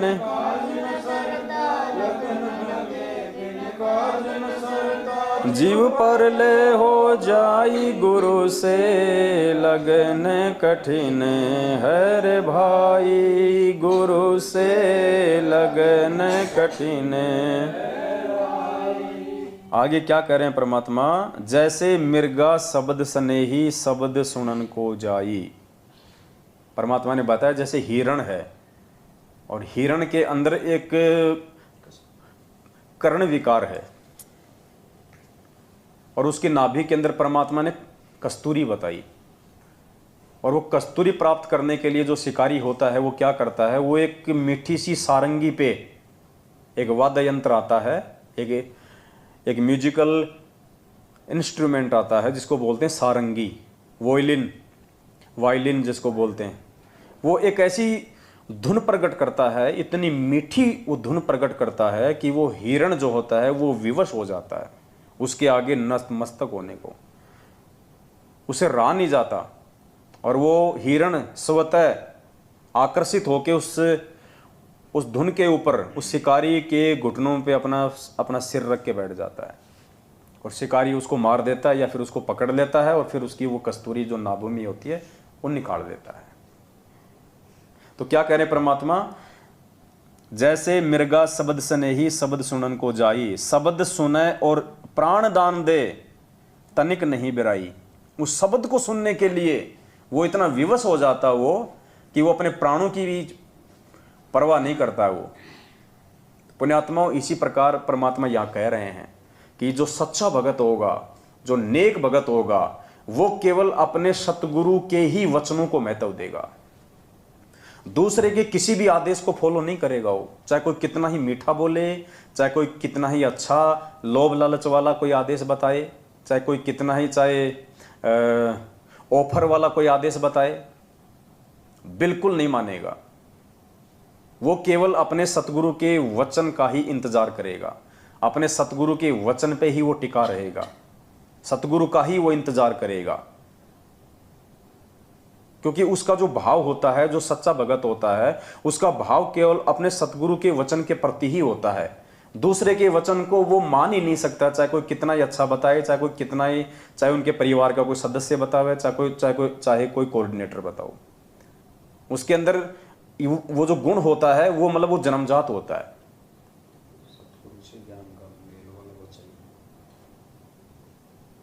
हाँ, यदि कोई बात कोई कह रहा है और वो वचन यदि परमात्मा के वचनों से मेल खाते हैं तो ठीक है, वो स्वीकार्य हैं। जैसे हम कहते हैं बार बार कि भाई ये जो पीले पर्चे हैं, ये जो फर्जी लेटर हैं, ये जो नकली ऑडियो है, ये गुरुजी की है या नहीं है, हम इन चीज़ों पे नहीं जाते। यदि इनमें कोई बात हमारे गुरुजी के वचनों से मेल खाएगी तो हमारे को स्वीकार्य है, अन्यथा बिल्कुल भी स्वीकार्य नहीं है, भले चाहे गुरुजी ने ही भेजे हों, क्योंकि सच्चे भगत की एक खासियत होती है। अब उस वायलिन या वो जो शिकारी जो वो धुन प्रकट करता है, उससे अच्छी अच्छी धुन तो और भी होती हैं, बहुत ज़्यादा होती हैं। वो हिरण उनके ऊपर आसक्त नहीं होता, वो ध्यान ही नहीं देता उस तरफ वो हिरण कि कौन भौंक रहा है। लेकिन जब उसको अपने सतगुरु वाली वो धुन जब उसको सुनाई देगी तो फिर वो जो है मतलब विवश हो जाता है, वहां पे उसको ब्लाइंड फेथ करना पड़ता है। तो पुण्यात्माओं, संगत ने आज क्या किया पिछले 7 वर्षों से, ये पीले पर्ची रूपी मीठी मीठी धुन, ये फर्जी लेटर रूपी मीठी मीठी धुन, ये नकली ऑडियो रूपी मीठी मीठी धुन आप लोगों को काल भगवान की प्रेरणा से ये मैनेजमेंट सुना रहा है और आप लोग इन पे आसक्त हो रहे हो। अरे हम भी तो आपके भाई बहन हैं, हम पे तो इनका कोई असर नहीं होता, हम तो उल्टा इनका पोस्टमार्टम और कर देते हैं कि ये किस व्यक्ति ने भेजा है, किस मनवश और स्वार्थी व्यक्ति के ये विचार हैं। 27 साल से भगवान के विचार सुन के कि हम इतना भी निर्णय नहीं कर सकते कि हमारे गुरुजी ने हमें क्या वचन कहे, हमारे गुरुजी ने भक्ति मार्ग पे हमारे को किस प्रकार से चलने के लिए आदेशित किया है, कि हम इतना भी नहीं जान सकते। साल भर तक टीचर ने पढ़ाया भारत की राजधानी नई दिल्ली, भारत की राजधानी नई दिल्ली, और जब परीक्षा का समय आया और उसमें कोई कहता कि बेटा भारत की राजधानी पंजाब, तो कोई मूर्ख व्यक्ति पंजाब लिखेगा, समझदार नहीं लिखेगा। तो कोई मूर्ख व्यक्ति होगा जो इन पीले पर्चों को गुरुजी का आदेश मान के इस राजनीति का हिस्सा बनेगा और अपने कर्म फोड़ेगा। तो ये जो मिर्गा वाली जो भूमिका है, ये पुण्यात्मा साथ संगति से जुड़ के सत्सेवक भाई बहन निभा रहे हैं, क्योंकि उन्हें अपने परमात्मा का जो शब्द है, जो परमात्मा की जो वाणी है, परमात्मा की जो धुन है, वो उन्हें याद है। हम केवल अपने परमेश्वर के वचनों पे आकर्षित होते हैं, किसी दूसरे के वचनों पे आकर्षित नहीं होते जो परमात्मा के ज्ञान से मेल ना खाए। तो मालिक कहते हैं, जैसे मिर्गा शब्द स्नेही शब्द सुनन को जाई, शब्द सुने और प्राण दान दे तनिक नहीं बिराई, गुरु से लगन कठिन है भाई। आगे परमात्मा कहते हैं, जैसे सती चढ़े सल ऊपर पिया रहो मन भाई, जैसे सती चढ़े सल ऊपर अग्नि देख डरे ना मन में, अग्नि देख डरे ना मन में, हंस हंस जा जल जाई, गुरु से लगन कठिन, गुरु से लगन कठिन है भाई। लगन लगे बिन काज न सरता, लगन लगे बिन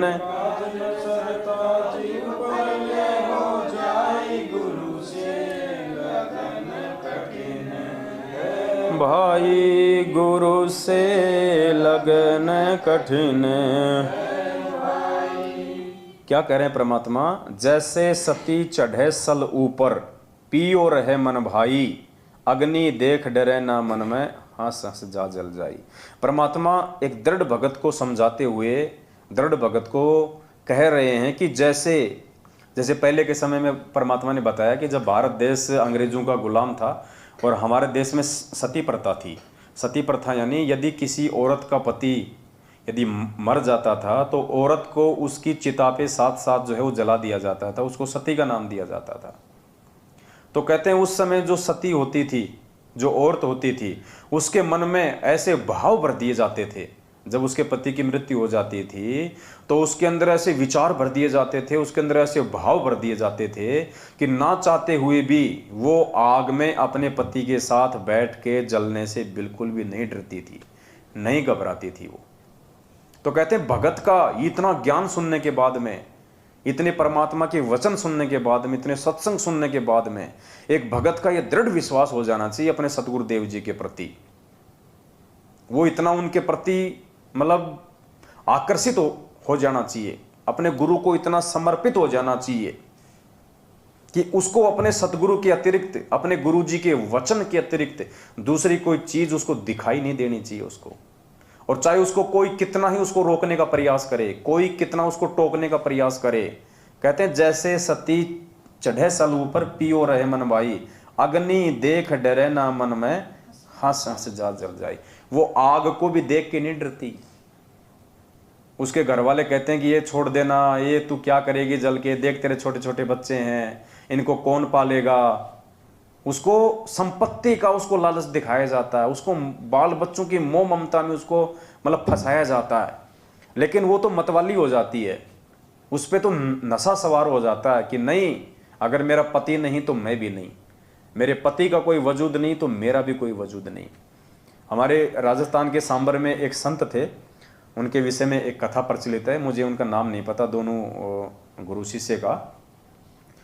तो उनके जो गुरुजी थे उन्होंने समाधि ले ली, उन्होंने अपना शरीर छोड़ दिया। और उसके बाद उनका आश्रम में जो एक परम भक्त था उसने उसी दिन से अपनी आंखें बंद कर ली थी, पट्टी नहीं बांधी ना आंखें फोड़ी, आंखें बंद कर ली उन्होंने। और उन्होंने कहा कि जब मेरा गुरु ही नहीं है इस दुनिया में तो मैं यहाँ पे मैं देखूं किस चीज को। और यहाँ की चीजें देखने के लायक है क्या? कौन सी वस्तु है जो देखने के लायक है? जब मेरा गुरु ही नहीं रहा, अगर दर्शन मैं करता तो केवल अपने मैं गुरु के दर्शन करता। दीदार यदि मैं इन आंखों से करूं तो मैं अपने गुरु के करूं, और कोई भी चीज यहाँ पे दीदार के लायक नहीं है। तो उसने अपनी आंखें बंद कर ली और आजीवन उसने अपनी आंखें नहीं खोली जब तक उसने शरीर नहीं छोड़ा। हालांकि तत्व ज्ञान की दृष्टि से ये मतलब उचित नहीं है, उन आत्माओं को ज्ञान नहीं था, लेकिन उनके भाव थे, उनका समर्पण था।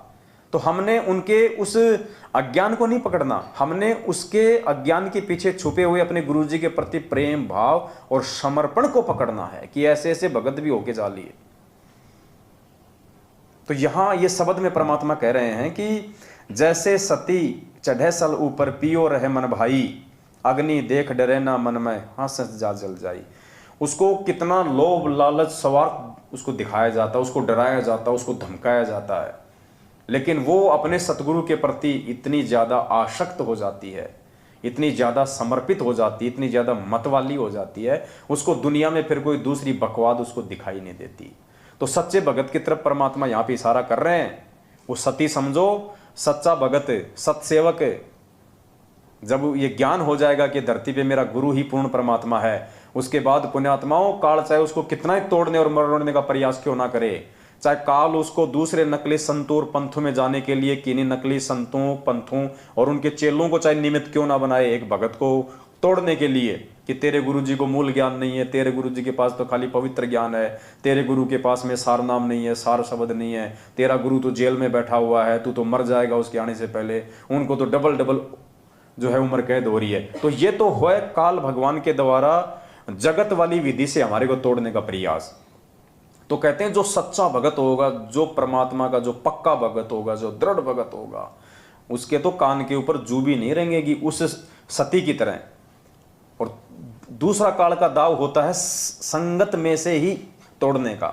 जैसे काल ने इस मैनेजमेंट को निमित्त बना दिया, ये रोज पीले पर्चों के माध्यम से हमारे को तोड़ने का प्रयास करता है, हमारी मर्यादाओं को खंडित करवाने का प्रयास करता है। ये रोज नकली ऑडियो फर्जी लेटर के माध्यम से भक्तों की मर्यादा तोड़वाने का प्रयास करता है। भक्तों को गुरुद्रोही के नाम पे डराया जाता है, धमकाया जाता है। भक्तों के घरों में जा जाके ये लोग पिटाई करते हैं। क्यों? काल का दबाव ऊपर से कि साम दाम दंड भेद, कोई भी घटिया नीति अपनाओ, मेरा आहार मेरे पास भेजो, इनकी मर्यादा तोड़ाओ। एक बार मर्यादा टूटी नहीं और वो भगत सतगुरु से दूर हुआ नहीं, उसके बाद काल इसको मार के अगले जन्म में इसको गधा बना के छोड़ देगा, फिर कोई टेंशन नहीं उसको। तो पुण्यात्माओं, इस प्रकार हमने उस सती की जैसी भूमिका निभानी है भक्ति मार्ग पे अपने सतगुरु के प्रति। जैसे वो अपने पिया के प्रति इतनी मतवाली हो जाती है, उससे अपने बच्चों का भी मोह दिखाई नहीं देता।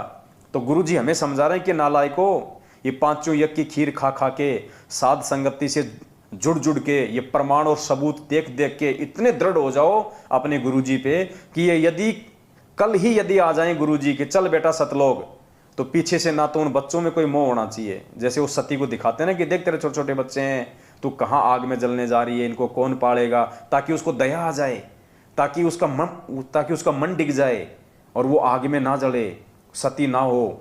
लेकिन वो नहीं सुनती, किसी की नहीं मानती। तो इसी प्रकार गुरुजी हमें उस सती वाली प्रोसीजर में लेके आना चाहते हैं कि तुम मेरे ऊपर इतने आसक्ति, इतने मतवाले हो जाओ कि गुरुजी ने कह दिया बेटा सामने कुआं है, कूद जा तो कूद जा, ये मत देख कि वो कितना ऊंडा है, ये झुक के मत देख, और ये मत कह कि गुरुजी इसमें तो पानी नहीं है, सूखा है, कहीं मेरा पैर ना टूट जाए। गुरुजी ने कह दिया कूद जा तो कूद जा, बस। गुरुजी ने कह दिया सामने बेटा पत्थर रखा है, इसको खाने लग जाओ, भले तुम्हारे दांत टूट जाएं। तो ऐसे परमात्मा हमें बनाना चाहते हैं। और वो हम बनेंगे कब? जब हमारी लगन हमारे एक गुरुजी से लगेगी। कागज की फोटो के अंदर हम घुसेंगे और उस नश्वर वस्तु को यदि हम भगवान मान के भोग लगाएंगे, वो तो पाखंड पूजा हो गई। फिर तो दुनिया वाले भी तो पत्थरों को भोग लगा रहे हैं। फिर हम में और दुनिया वालों में क्या अंतर हो गया? अरे फोटो को भी भोग लगाओ तो जो जिंदा है उसकी फोटो के सामने रख के लगाओ, और फोटो के मुंह में नहीं लगाना।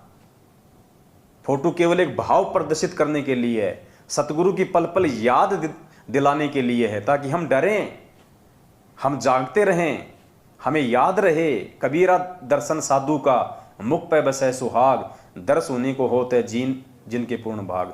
अगर फोटो में यदि हम गुरुजी की देखेंगे तो कम से कम हमें गुरुजी याद आएंगे, गुरुजी की चंद बातें याद आएंगी हमारे को, हमारी इच्छा बनेगी चलो गुरुजी का सत्संग सुन लेते हैं। तो फोटो केवल परमात्मा में भाव बनाए रखने के लिए है। वैसे तो परमात्मा सृष्टि के कण कण में है, वो तो समर्थ है, वो तो चाहे तो फोटो में प्रकट हो जाए, लेकिन फोटो भी तो उसी की होनी चाहिए ना। तो हम सत्सेवक भी अगर फोटो के आगे रख के भोग लगाते हैं तो वर्तमान जिंदा कबीर की फोटो के आगे लगाते हैं, दाढ़ी मूछ वाली काल्पनिक हाथ से बनाई हुई फोटो के आगे नहीं लगाते। तो पुण्यात्माओं विचार करो, समझो, समय नहीं मिलेगा ये दोबारा। जैसे सती चढ़े सल ऊपर, जैसे सती चढ़े सल ऊपर, पिया रहो मन भाई, अग्नि देख डरे ना मन में, अग्नि देख डरे ना, हंस हंस जा जल जाई, गुरु से लगन कठिन है भाई, गुरु से लगन लगन लगे बिन काज न सरता, लगन लगे बिन गुरु से लगन कठिन है भाई, गुरु से लगन कठिन है भाई।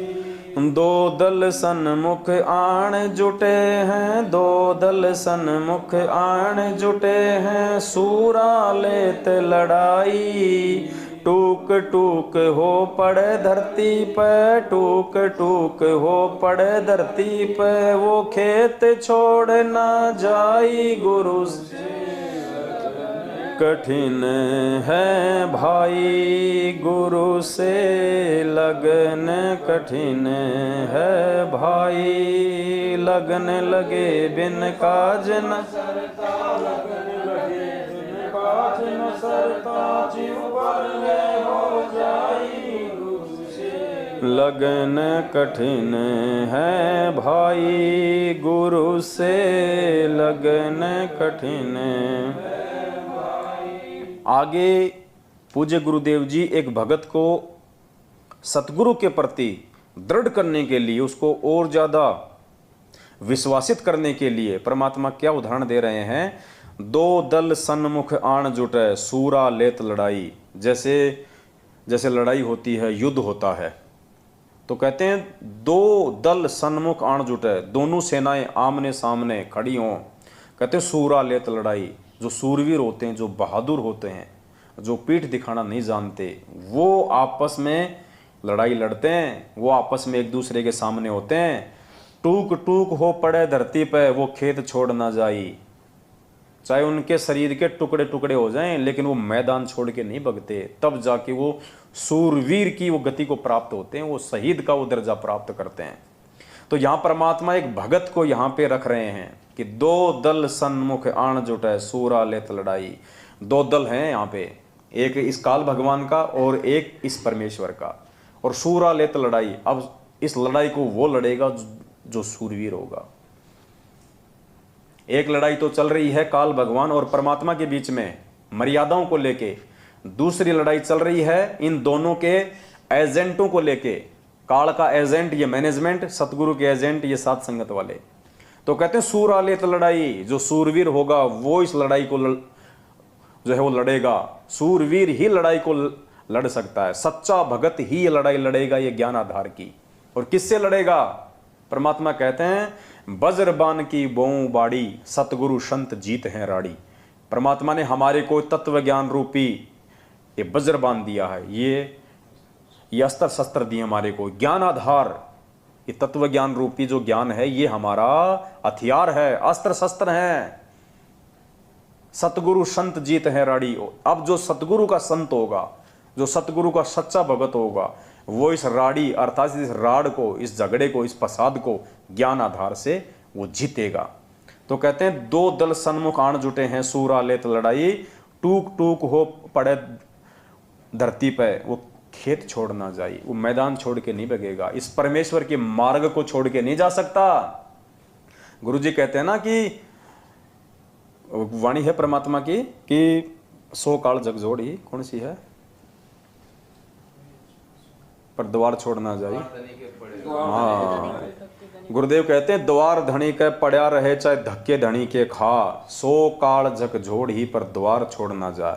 तो ये परमात्मा का द्वार, ये परमात्मा का ये रण क्षेत्र है, ये भक्ति मार्ग जो है, जो सतगुरु रामपाल जी भगवान ने हमारे को जो एक सेना के रूप में खड़े किया है, विश्वास करके हमारे को परमात्मा ने काल भगवान की सेना के सामने जो खड़े कर दिया, हमारे को तत्व ज्ञान रूपी अस्त्र शस्त्र देके हमको भगत बना के एक सैनिक के रूप में परमात्मा ने इस युद्ध मैदान में, इस आध्यात्मिक महाभारत में हमारे को परमात्मा ने आज लाखों भक्तों को जो है वो खड़ा कर दिया।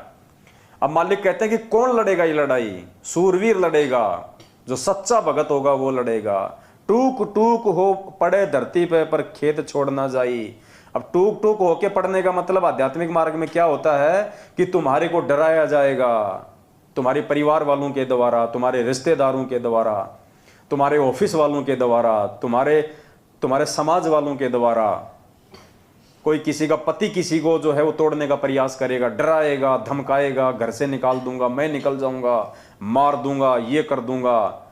तो कहते हैं जो सच्चा भगत होता है, जो सूरवीर होता है, जो सतगुरु का, कहते हैं टूक टूक हो पड़े धरती पे, यानी वो सारे संघर्ष सहन करेगा, हर किसी के कुबोल वचन सुनेगा, किसी का कोई प्रत्युत्तर नहीं देगा। क्योंकि पुण्यात्मा एक सत्संग में परमात्मा ने बताया कि भक्ति मार्ग में सूरवीर वो होता है जो सहन करता है। जैसे जगत की दृष्टि में तो सूरवीर उसको कहते हैं जो 20-30 को मार दे, उसको कहते हैं सूरवीर। लेकिन आध्यात्मिक दृष्टि में सूरवीर वो होता है जो किसी का मर्डर नहीं करता, किसी को दुखी नहीं करता, किसी को सताता नहीं है। सूरवीर वो होता है जो सहन करता है, जो संघर्ष करता है, उसको भक्ति मार्ग में सूरवीर कहते हैं। तो हमने परमात्मा के सूरवीर बनना है। मालिक ने हमारे को काल भगवान के एजेंटों के सामने, चाहे वो जगत वाले हों, दूसरे पंथ वाले हों, चाहे मैनेजमेंट वाले हों, हम सत्सेवकों को भगवान ने तत्व ज्ञान रूपी या अस्त्र शस्त्र देके इस महाभारत, इस धर्म युद्ध में खड़ा कर दिया, सात संगति वाले मैदान में। अब परमात्मा कहते हैं कि बच्चों टूट मत जाना, टूक टूक हो पड़े धरती पे, चाहे कोई कितना ही तोड़ने का प्रयास करें, ये कितना ही सात संगतियों में आके हमारे को रोकने का प्रयास करें, तोड़ने का प्रयास करें, पुलिस प्रशासन को लाके हमारे को डराने धमकाने का प्रयास करें, परमात्मा कहते हैं जो सूरवीर होगा वो टूटता नहीं है। कोई बात नहीं भाई, तुम तुम्हारा काम करो, हम हमारा काम करेंगे। तुम्हारे को तुम्हारे फादर काल भगवान ने जो जिम्मेदारी दी है तुम निभाओ, हमारे को हमारे पूज्य गुरुदेव जी ने जो जिम्मेदारी दी है हम उसको निभाएंगे। हमें लड़ना नहीं, हमें झगड़ना नहीं, हमें किसी के प्रति मन में कोई बुरा भी नहीं सोचना। हमने वो करना है जो गुरुजी चाहते हैं। बस हमें विश्वास रखना है अपने गुरुदेव के ऊपर और हमने निरंतर आगे बढ़ना है।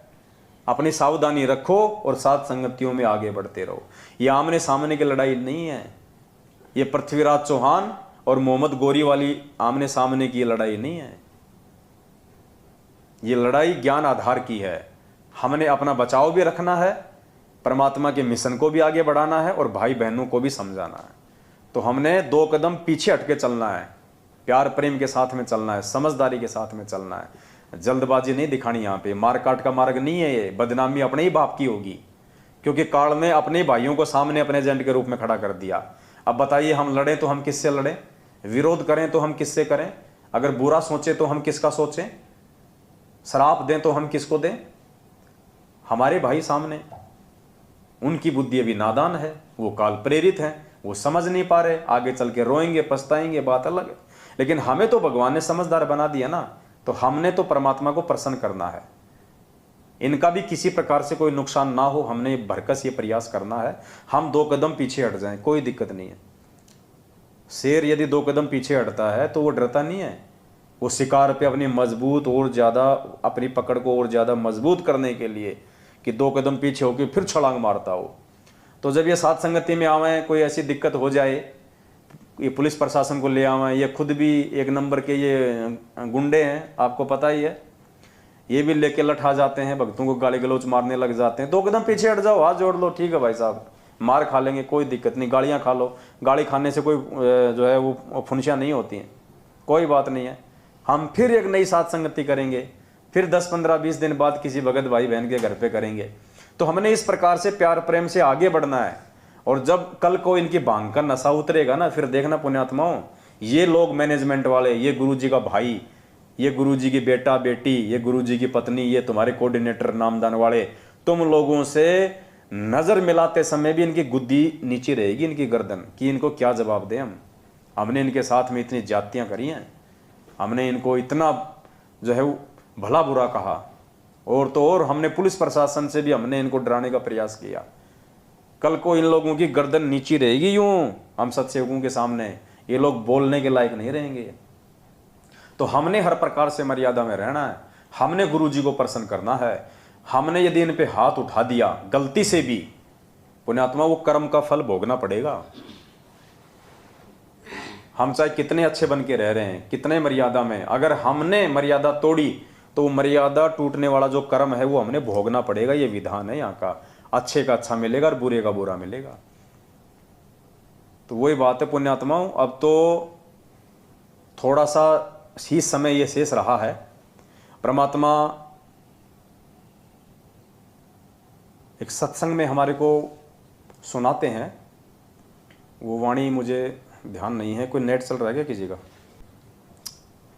एक कथा है छोटी सी, आप सुनिएगा और उसके बाद आपको समझ में आएगा कि आज जिस प्रकार से, क्योंकि ये परीक्षा तो हमारी चल ही रही है, गुरुजी देखो इतना ज्ञान देके भगत के विश्वास की, धैर्य की, उसकी परीक्षा लेगा।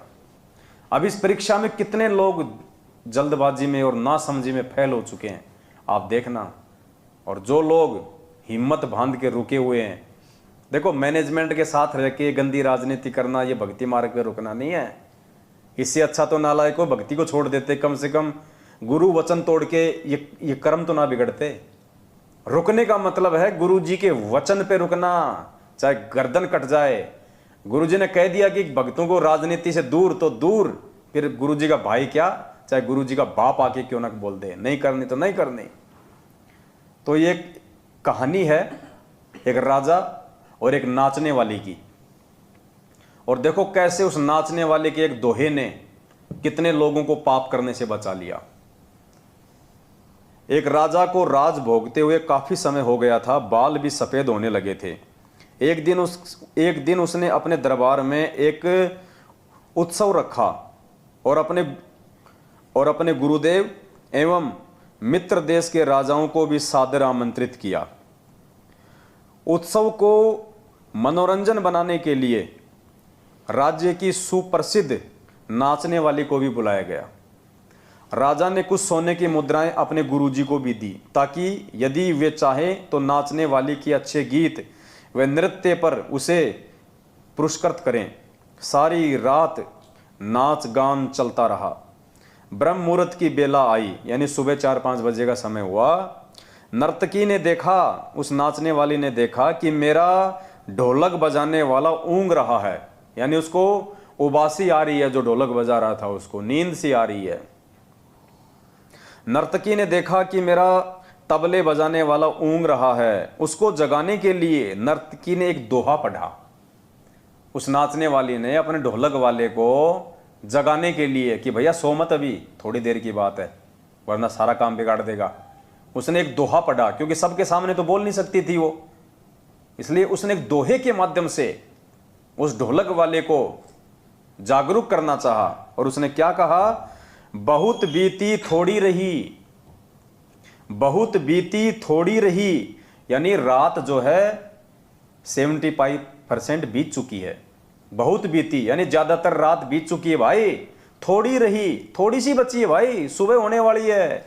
पल पल गई बिताए, और पल पल समय निकलता जा रहा है। एक पलक के कारण क्यों कलंक लग जाए।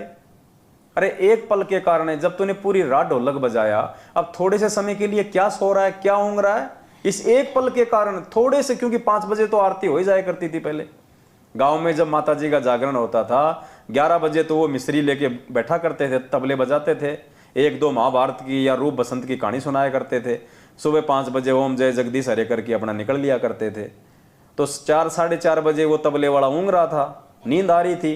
तो नर्तकी ने उसको क्या कहा कि बहुत बीती थोड़ी रही, पल पल गई बिताए, एक पल के कारण क्यों कलंक लग जाए।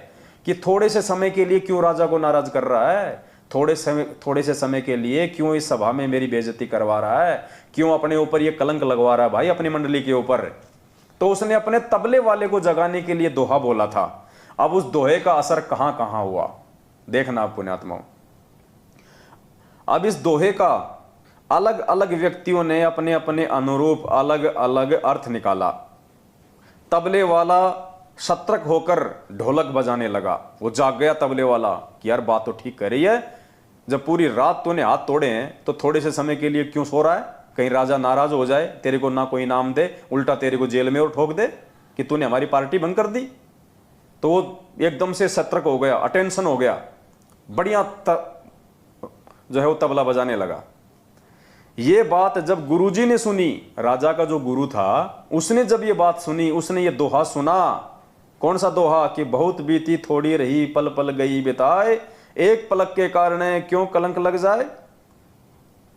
जब ये बात गुरुजी ने सुनी तो उन्होंने सारी मोहरें उस नाचने वाली के सामने फेंक दी। वही दोहा नर्तकी ने फिर से पढ़ा तो राजा की लड़की ने अपना 9 लखा हार नाचने वाली को भेंट कर दिया। अब देखना आगे इन सब ने क्यों किया ये सब। फिर वही दोहा दोहराया तो राजा के पुत्र युवराज ने अपना मुकुट उतारकर नाचने वाली को समर्पित कर दिया। नर्तकी फिर वही दोहा दोहराने लगी तो राजा ने कहा कि बस कर। अब राजा हो गया, गुस्से में हो गया राजा को मालूम नहीं था क्या क्या हो रहा है यहां पे। तो राजा ने कहा कि बस कर, एक दोहे से तुमने वैश्या होकर भी सबको लूट लिया। राजा को चिंता होगी कि सब इसको भेंट कर रहे हैं, ऐसा क्या हो गया, इसने तो सबको अपने जाल में फंसा लिया। तो राजा नाराज हो गया उसके ऊपर, वो कहने लगा बस कर, एक दोहे से तुमने वैश्या होकर भी सबको लूट लिया। जब ये बात राजा के गुरु ने सुनी तो गुरुजी के आंखों में आंसू आ गए और गुरुजी कहने लगे राजा इसको तुम वैश्या मत कहो, ये तो अब मेरी गुरु बन गई है, इसने मेरी आंखें खोल दी हैं। ये कह रही है कि मैं सारी उम्र, यानी राजा के गुरु ने वैश्या के दोहे का क्या मतलब निकाला और कैसे उसकी आंखें खुली कि मैं सारी उम्र संयम पूर्वक भक्ति करता रहा और आखिरी समय में नर्तकी का मुजरा देखकर अपनी साधना नष्ट करने यहां चला आया हूं भाई, मैं तो चला। ये कहकर गुरुजी तो अपना कमंडल उठाकर जंगल की ओर अपनी साधना के लिए चल पड़ा। यानी उस दोहे का उस गुरु पे क्या असर हुआ कि रे नालायक, तूने बहुत बीती थोड़ी रही और पल पल गई बिताए, कि नालायक पूरी जिंदगी तो तूने साधना की, जंगलों में तूने तपस्या की भगवान प्राप्ति के लिए, और अब लास्ट समय में जब तेरा मोक्ष होने वाला है तो तू ये गंदे नाच देखने के लिए आ गया, अपने एक कर्म बिगाड़ने के लिए आ गया, तू अपनी भक्ति बिगाड़ने के लिए आ गया। तो राजा को इससे मतलब शिक्षा मिल गई और राजा ने वो उसके गुरु ने वो मोहरें उस नर्तकी को फेंकी और वापस अपनी साधना के लिए चला गया। अर्थात भक्तों को यहां पे शिक्षा लेनी चाहिए। पुण्यात्माओं, ये परीक्षा चल रही है हमारी और ये थोड़ा बहुत समय बचा हुआ, अब गुरुजी के जेल से बाहर आने का थोड़ा ही समय बचा हुआ है। बहुत बीती बहुत गई, क्या वाणी है, बहुत बीती थोड़ी रही। यानी पुण्यात्माओं, अब हमारी जो परीक्षा का जो समय था, जो परमात्मा 7 साल से ले रहे हैं, वो ज्यादातर समय हमारा बीत चुका है और थोड़ी रही, थोड़ा समय बचा है, 1 1.5 2 साल का, हद मार के।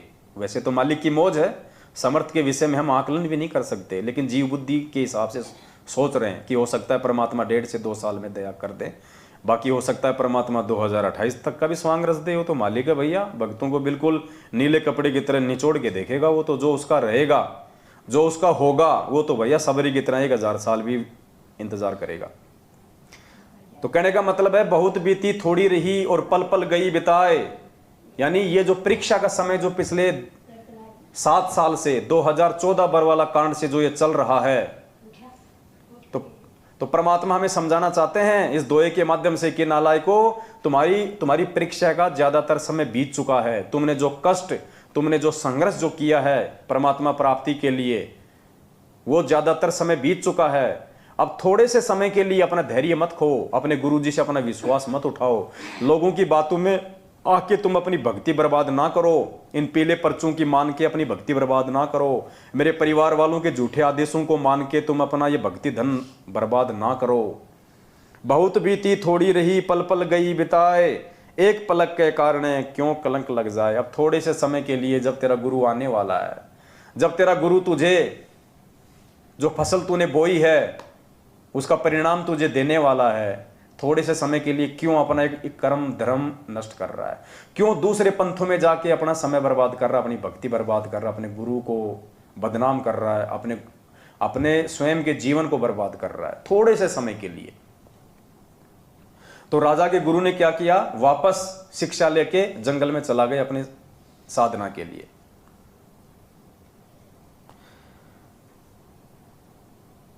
राजा की लड़की ने कहा कि पिताजी मैं जवान हो गई हूं। अब राजा की लड़की को क्या शिक्षा मिली, राजा की लड़की ने अपना 9 लाख का हार, 9 लाख रुपए का हार उस वेश्या को क्यों दिया।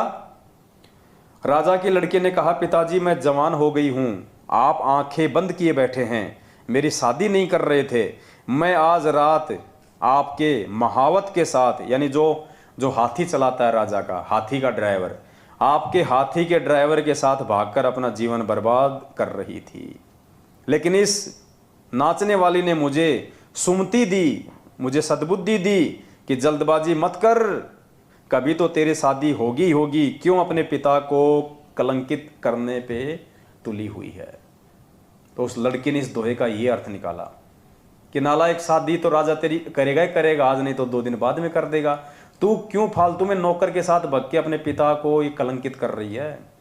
तो परमात्मा भक्तों को समझा रहे हैं कि नालायको, बड़ी मुश्किल से भगवान मिला है, ज्यादातर समय तुमने संघर्ष किया बरवाला कांड के बाद में, इतना तुमने सहन किया, घर वालों की डांट सहन की, रिश्तेदारों की डांट सहन की, हर प्रकार से तुम मर्यादा में रहे, तुमने 100 प्रकार के तुमने संघर्ष किए, और अब थोड़े से समय के लिए अविश्वास करके काल प्रेरणा से क्यों अपने गुरुजी को जो है वो कलंकित कर रहे हो, क्यों परमात्मा की बदनामी का कारण बन रहे हो, क्यों वापस तुम नरक की तरफ दौड़ रहे हो। तो राजा की लड़की ने इसका ये निकाला अर्थ। युवराज, राजा का लड़का, उसने क्यों अपना मुकुट उतार के उसके चरणों में रख दिया। युवराज ने कहा पिताजी आप बूढ़े हो चले हैं, फिर भी मुझे राज नहीं दे रहे थे, मैंने आज रात ही आपके सिपाहियों से मिलकर आपका मर्डर करवा देना था, लेकिन इस नाचने वाली ने समझाया कि रे पगले, आज नहीं तो कल आखिर राज तो तुझे ही मिलना है, क्यों अपने पिता की खून का कलंक अपने सिर पर ले रहा है, धैर्य रख। तो पुण्यात्माओं, एक दोहे ने कितनों का जीवन बदला। तो ये जो वेश्या का जो ये दोहा था, ये नर्तकी का जो दोहा था, पुण्यात्माओं ये साध संगति है। ये दोहा है ना, ये नर्तकी का, ये साध संगति है। इस साध संगति को कितनी आत्माओं ने समझाया है, इस साध संगति ने कितनी आत्माओं को सुलझाया है। जो बरवाला कांड के बाद मैनेजमेंट की हरकतों से गुरुजी में दोष देख के जो भक्ति छोड़ चुके थे, आज हजारों की संख्या में लोग वापस भक्ति से जुड़ रहे हैं। आज वर्तमान में जो हमारे नए नए भगत भाई बहन जुड़ रहे हैं फर्जी नामदान केंद्रों से, या जिन्होंने ऑनलाइन नाम दीक्षा ली थी कोरोना काल में, और ज्ञान ना सुन पाने के चलते, मर्यादाओं की पूरी तरह से जानकारी ना हो पाने के चलते, जो अपनी मर्यादाओं को तोड़ रहे थे, जो गुरुजी के भगत होने के बावजूद भी गुरुजी के विरुद्ध ही जो है भक्ति मार्ग की वो क्रिया कर रहे थे, उन आत्माओं ने जब से वीडियो देखे साध संगति के, तो वापस वो अपनी क्रियाओं को ठीक कर रहे हैं, परमात्मा को प्रसन्न कर रहे हैं, साध संगतियों से वो जुड़ रहे हैं। कितनों का परमात्मा ने जीवन संवारा है साध संगतियां शुरू करवा के, क्योंकि साध संगति ही मोक्ष का अंतिम द्वार है। आप साध संगति से निकले बिना, साध संगति से आप जुड़े बिना आप एक सच्चे भगत नहीं बन सकते, आप गुरु को भगवान नहीं मान सकते। तो साध संगति उस नर्तकी का दोहा है, जिसको जो व्यक्ति जिस तरीके से लेना चाहे वो ले सकता है।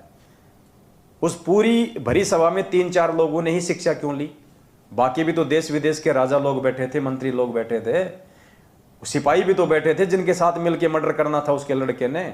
उन सिपाहियों के तो दिमाग में आई नहीं है बात, तो ये आएगी उनके दिमाग में। जो अधिकारी होंगे, जो परमात्मा के होंगे, जो अच्छी आत्मा होंगी, वही आत्मा ही बरवाला कांड को समझ पाएंगी, परमात्मा के जो है उद्देश्य को समझ पाएंगी और साध संगतियों के मकसद को समझ पाएंगी।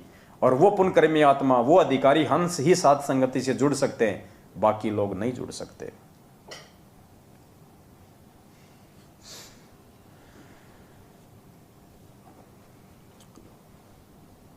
तो क्या बताया,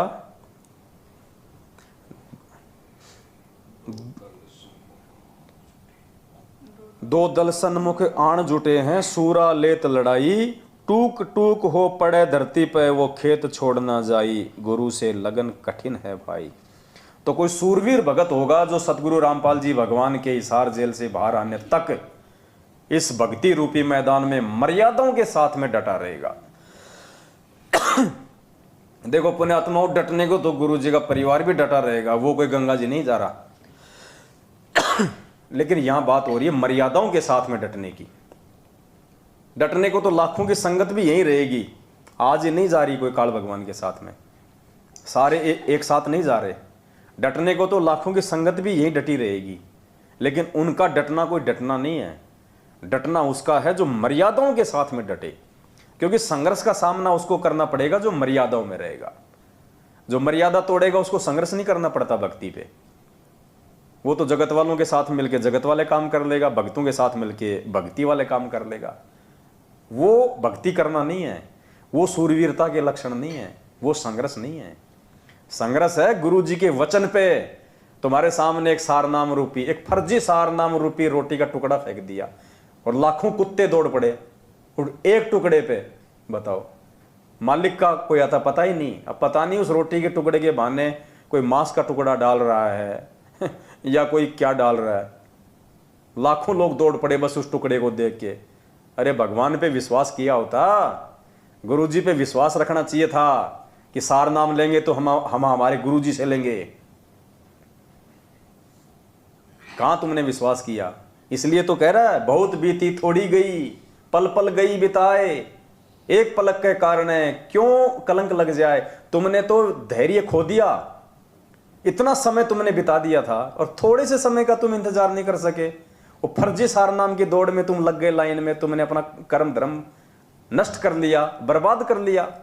परमात्मा धैर्य की तो परीक्षा ले रहा था।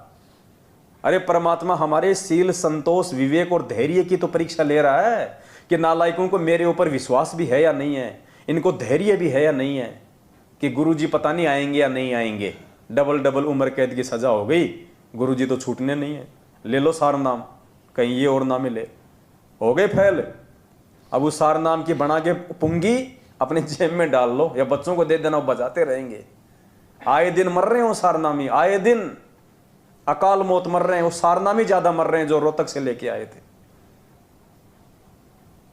तुमसे अच्छी तो वो ढोलक वाला था जो जाग गया, वो राजा का लड़का था जो जाग गया, वो गुरु था जो जाग गया, वो लड़की थी जो जाग गई। और तुम मूर्ख परमात्मा से तत्व ज्ञान लेने के बाद भी ठोकर खा गए, तो तुम्हें संभालने वाला फिर कौन है धरती पे भाई? जो भगवान से सद्बुद्धि लेके ठोकर खा रहा है उसको संभालने वाला दुनिया में कोई नहीं है। फिर अब तुम वही पाओगे जैसी तुम्हारी करनी है। जो तुमने बोया है गुरु जी के जेल जाने के बाद तुम वही काटोगे। मैनेजमेंट ने गेहूं बता के तुम्हारे को भांग का बीज दे दिया। अब क्या खाओगे जब आने वाले समय में जब भूखमरी फैलेगी, जब अनाज की कमी आएगी, त्राई त्राई मचेगी? भांग खाओगे? नहीं, जिसने गेहूं बोया वो गेहूं खाएगा, जिसने भांग बोई वो भांग खाएगा। तो ये पीले पर्चों के ऊपर, फर्जी ऑडियो के ऊपर, नकली लेटर के ऊपर, दे दान, रक्तदान, इन कुपात्रों को ज्योति पाठ और दान का जिसने पैसा देके जो भांग का बीज बोया है उसको भांग खानी पड़ेगी। और भांग खाई नहीं जाती, भांग से पेट नहीं भरता। भांग खाओगे उल्टा और नशे में हो जाओगे। तो तुमने तो भाई अपने जो बचाव का एकमात्र रास्ता था उस विनाशकारी समय में भाई 90% भक्तों ने खो दिया। जगत की फिर भी भगवान रक्षा करेगा, क्योंकि जगत तो नादान था, उसको पता नहीं था। तुमको सारे हथियार देने के बाद भी तुमने लड़ाई क्यों नहीं लड़ी? भगवान ने तुम्हारे को तत्व ज्ञान रूपी, मर्यादा रूपी हथियार दे दिए, फिर भी तुम निहत्थे बन के क्यों खड़े रहे? जवाब देना पड़ेगा।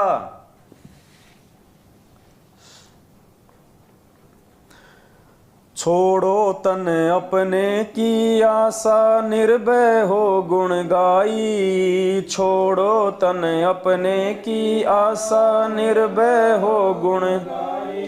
कहत कबीर सुनो भई साधो, नहीं तो जन्म जात नसाई। गुरु से लगन कठिन है, गुरु से लगन कठिन है भाई। लगन लगे बिन काज न सरता, लगन लगे बिन काज न सरता। जीव पर ले हो जाई गुरु से, लगन कठिन है भाई गुरु से।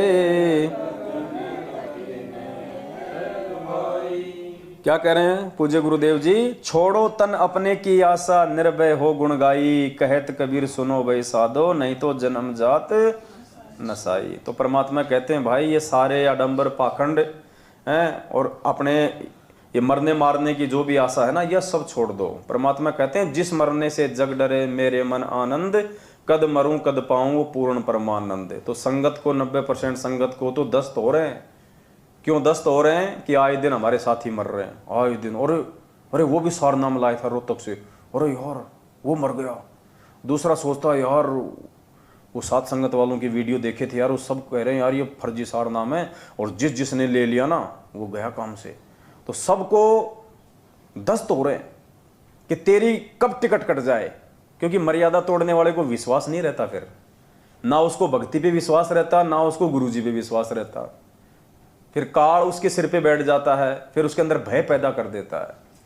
तो सत्सेवकों के लिए कह रहा है भगवान, सात संगत वालों के लिए कह रहा है कि छोड़ो तन अपने की आशा और निर्भय हो गुण गाई। कि बच्चों सात संगत से जुड़ के मेरी महिमा करो, निर्भय होके मेरे ये गुण गाओ, तुम्हारा कोई बाल भी बाका नहीं कर पाएगा इस धरती पे।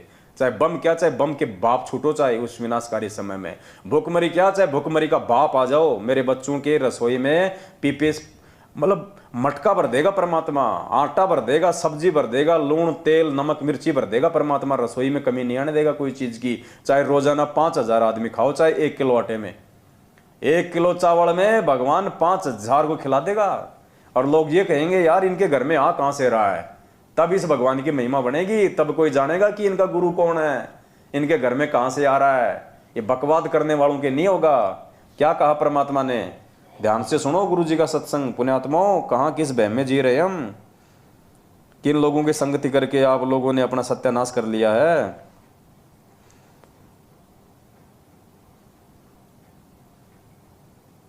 देखो क्या कह रहे हैं गुरु जी। परमात्मा अंतर्यामी उस विनाशकारी समय की एक झलक बता रहे हैं परमात्मा पहले ही। और क्या कह रहे हैं ध्यान से सुनना। गुरु जी कह रहे हैं उस समय अगर तुम्हारे घर में 2 दाने नहीं होंगे तो परमात्मा सुबह आटे का मटका भर देगा। 2 दाने नहीं होंगे और आटे का मटका भर देगा, पिसा पिसाया। अब आटा देगा तो लूण भी देगा, मिर्ची भी देगा, तेल भी देगा, घी भी देगा, सब कुछ देगा परमात्मा, चावल भी देगा।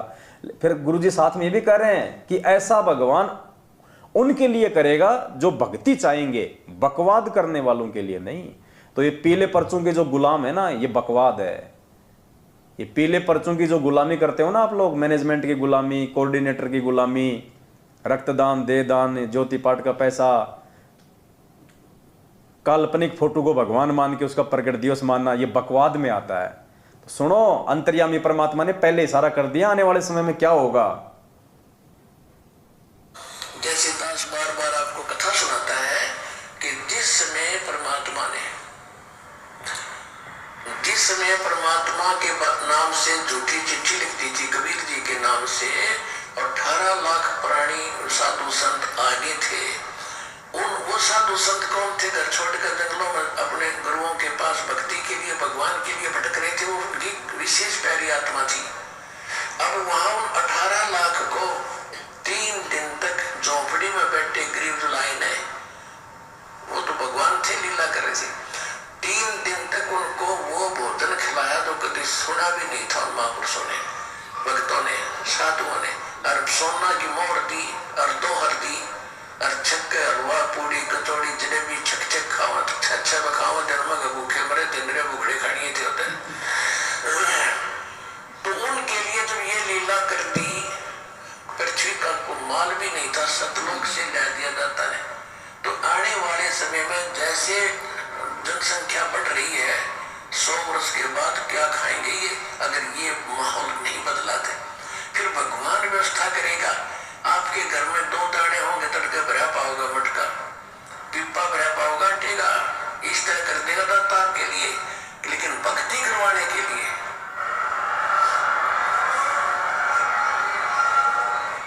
ये उनकी करेगा जो भक्ति करेंगे, और जो बकवाद चाहोगे वो अपना करते रहियो। ठीक है जी साहब। भक्ति भजन करेंगे उनका लाभ मिल जाएगा, लेकिन वो उसमें से खड़ी रह जाएंगे। तो ये चमत्कार गुरुजी कह रहे कि परमात्मा उनके लिए करेगा जो भक्ति चाहेंगे, जो बकवाद चाहेंगे उनके लिए नहीं। वो बकवाद करते रहो अपना, फिर जैसा उनका संस्कार है वैसा ही उनको मिलेगा। सुख तो सुख, दुख तो दुख, मृत्यु तो मृत्यु, जीवन तो जीवन। तो पुण्यात्मा आज भक्ति कौन कर रहा है? परमात्मा आज भक्ति किससे करवा रहा है? सत्सेवकों से, सात संगत से जुड़े हुए भाई बहनों से। आज मर्यादाओं में कौन चल रहा है? सात संगत से जुड़े हुए भाई बहन। इन पीले पर्चों को अपना गुरु मान के कौन नहीं चल रहा? हम सत्सेवक नहीं चल रहे। ये बकवाद है, ये भक्ति मार्ग में नहीं है। ऐसे आंख बंद करके कागज के टुकड़े पे तुम विश्वास करके कि ये गुरुजी का आदेश है। काल ऐसे ठगेगा, त्रिकुटी पे ऐसे ठगेगा, वहां भी तुम ऐसे ही अंधा विश्वास करोगे। एक दिन में गुरुजी कहते हैं तुम कोई मास्टर नहीं बन जाओगे, यहाँ पे रिहर्सल हो रही है। आज यदि तुम इतना ज्ञान लेके अंधे होके और एक कागज के टुकड़े पे विश्वास कर रहे हो कि गुरुजी का आदेश है, कल को ये काल तुम्हारा कोऑर्डिनेटर बन के खड़ा हो जाएगा वहां और बोल देगा पीला पर्चा आ गया, गुरुजी का आदेश है, 2 साल बाद चलेंगे सतलोक, अभी नहीं चलेंगे। तुम क्या करोगे? मना ही नहीं कर सकते, वापस आओगे। क्यों? क्योंकि आज तुम्हारी वही रिहर्सल हो रही है।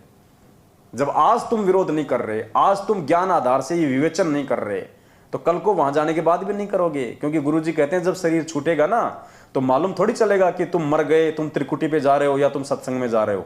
ऐसे सोचोगे मैं तो गुरुजी के सत्संग में जा रहा हूं, और सामने से आ गया आपका देशराज मान पहन के टोपी, वर्ल्ड कोऑर्डिनेटर। जब तुम छोटे छोटे कोऑर्डिनेटरों का आदेश मान रहे हो तो बड़े के तो मानोगे, और काल उसी का रूप बना के खड़ा हो जाएगा, बोला चलो आदेश हो गया गुरुजी का, 2 साल बाद आएगा विमान तब चलेंगे। 2 साल में तो काल तुम्हारे को गधा बना के छोड़ देगा। तो परमात्मा कहते हैं मालिक उनके साथ ये चमत्कार करेगा जो भक्ति चाहेंगे, जो बकवाद चाहेंगे उनके साथ ये नहीं होगा। तो पुण्यात्माओं, बस ये छोटा सा एक संदेश था जो परमात्मा ने प्रेरणा की। तो सभी भाई बहनों ने मिल बैठ के आप जियों के साथ एक छोटी सी सत्संगति कर ली। आगे भी परमात्मा समय देते रहेंगे, मौका देते रहेंगे, दया बख्शते रहेंगे, तो हम सभी भाई बहन आपस में मिलके छोटी छोटी ये ज्ञान गोष्ठियाँ, क्योंकि देखो परमात्मा के वचन के अनुसार आने वाले समय में ऐसा ही होना है। देखो जो मैनेजमेंट वाले भाई बहन ना, वो तो बहुत पीछे छूट गए। तुम तो हमें जिंदगी में नहीं पकड़ पाओगे। अगर तुमने 2 साल बाद शुरू किया, समझ में आने के बाद 1 साल बाद शुरू किया, तो हम 7 साल से जो काम कर रहे हैं तुम 1 साल में उसकी पूर्ति कहां से कर दोगे? तो तुम तो बहुत पीछे रह गए भाई लोगों, तुम तो बहुत पीछे रह गए। और सौभाग्यशाली है वो आत्मा जो कई वर्षों से साथ संगतियों से जो जुड़ी हुई है, एक रस। बाकी तो लोग आंधी की तरह आते हैं, 4 दिन बाद तूफान की तरह भाग जाते हैं। वो सोचते हैं वहां तो कोई पद मिलेगा, यहाँ कोई पदवाद नहीं मिलता भाई। यहाँ तो अगर भगत बन के रहना है, दास बन के रहना तो रहो। यहाँ कोई कोऑर्डिनेटर, कोई संभागीय कोऑर्डिनेटर, कोई सेवादार, कोई ये नहीं है। यहाँ कोई नेता नहीं है, कोई सरपंच नहीं है, कोई ठेकेदार नहीं है, सब भगत है। यहाँ पे सब सेवादार है। यहाँ प्यार प्रेम एकता पक्षपात रहित है जो सतलोक में है, जो परमात्मा के आश्रम में परमात्मा रखना चाहते थे, लेकिन काल प्रेरित उनके परिवार वालों ने रहने नहीं दिया। तो यहाँ बकवाद नहीं चलती, यहाँ भक्ति चलती है। अगर भक्ति करनी है तो साथ संगति में आओ, और अगर बकवाद करके अपना जीवन नाश करना है तो मैनेजमेंट के साथ में लगे रहो। फिर परमात्मा कहते हैं कि कौन सी वाणी है मालिक की? उनको देवगढ़ जोट, संतों के नहीं काम के उनको देवगढ़ जोट। चातुर प्राणी चोर हैं, मूद मुगद गढ़ ठोट, और संतों के नहीं काम के उनको देवगढ़ जोट। जो बकवादी है ना, परमात्मा कहते हैं उनको तो उनके गले जोड़ दो, उनको तो उन्हीं के साथ रहने दो। वो संतों और भक्तों के काम के नहीं है, वो साथ संगत के काम के नहीं है। वो बैल है, उसको हड़ में जुतने में ही उसको मजा आता है। तो भाई और बहनों, बस ये छोटी सी विनती थी। परमात्मा ने दया बख्शी, आप सभी के बीच में आए बैठे। फिर से मालिक दया बख्शेंगे तो फिर छोटी छोटी सात संगतियाँ होंगी, और इन सात संगतियों का मकसद है हम कुछ सीखें, समझें, परमात्मा के प्रति अपने विश्वास को बढ़ाएं और मर्यादाओं में रहें, और परमेश्वर की भक्ति में आगे बढ़ के गुरु जी को प्रसन्न करें। और आने वाले विनाशकारी समय में हम अपनी रक्षा के हम स्वयं कारण बने। सत साहेब। बंदी छोड़ सतगुरु रामपाल जी भगवान की, बंदी छोड़ सतगुरु रामपाल जी भगवान की जय हो। बंदी छोड़ सतगुरु रामपाल जी भगवान की जय हो। सत साहेब।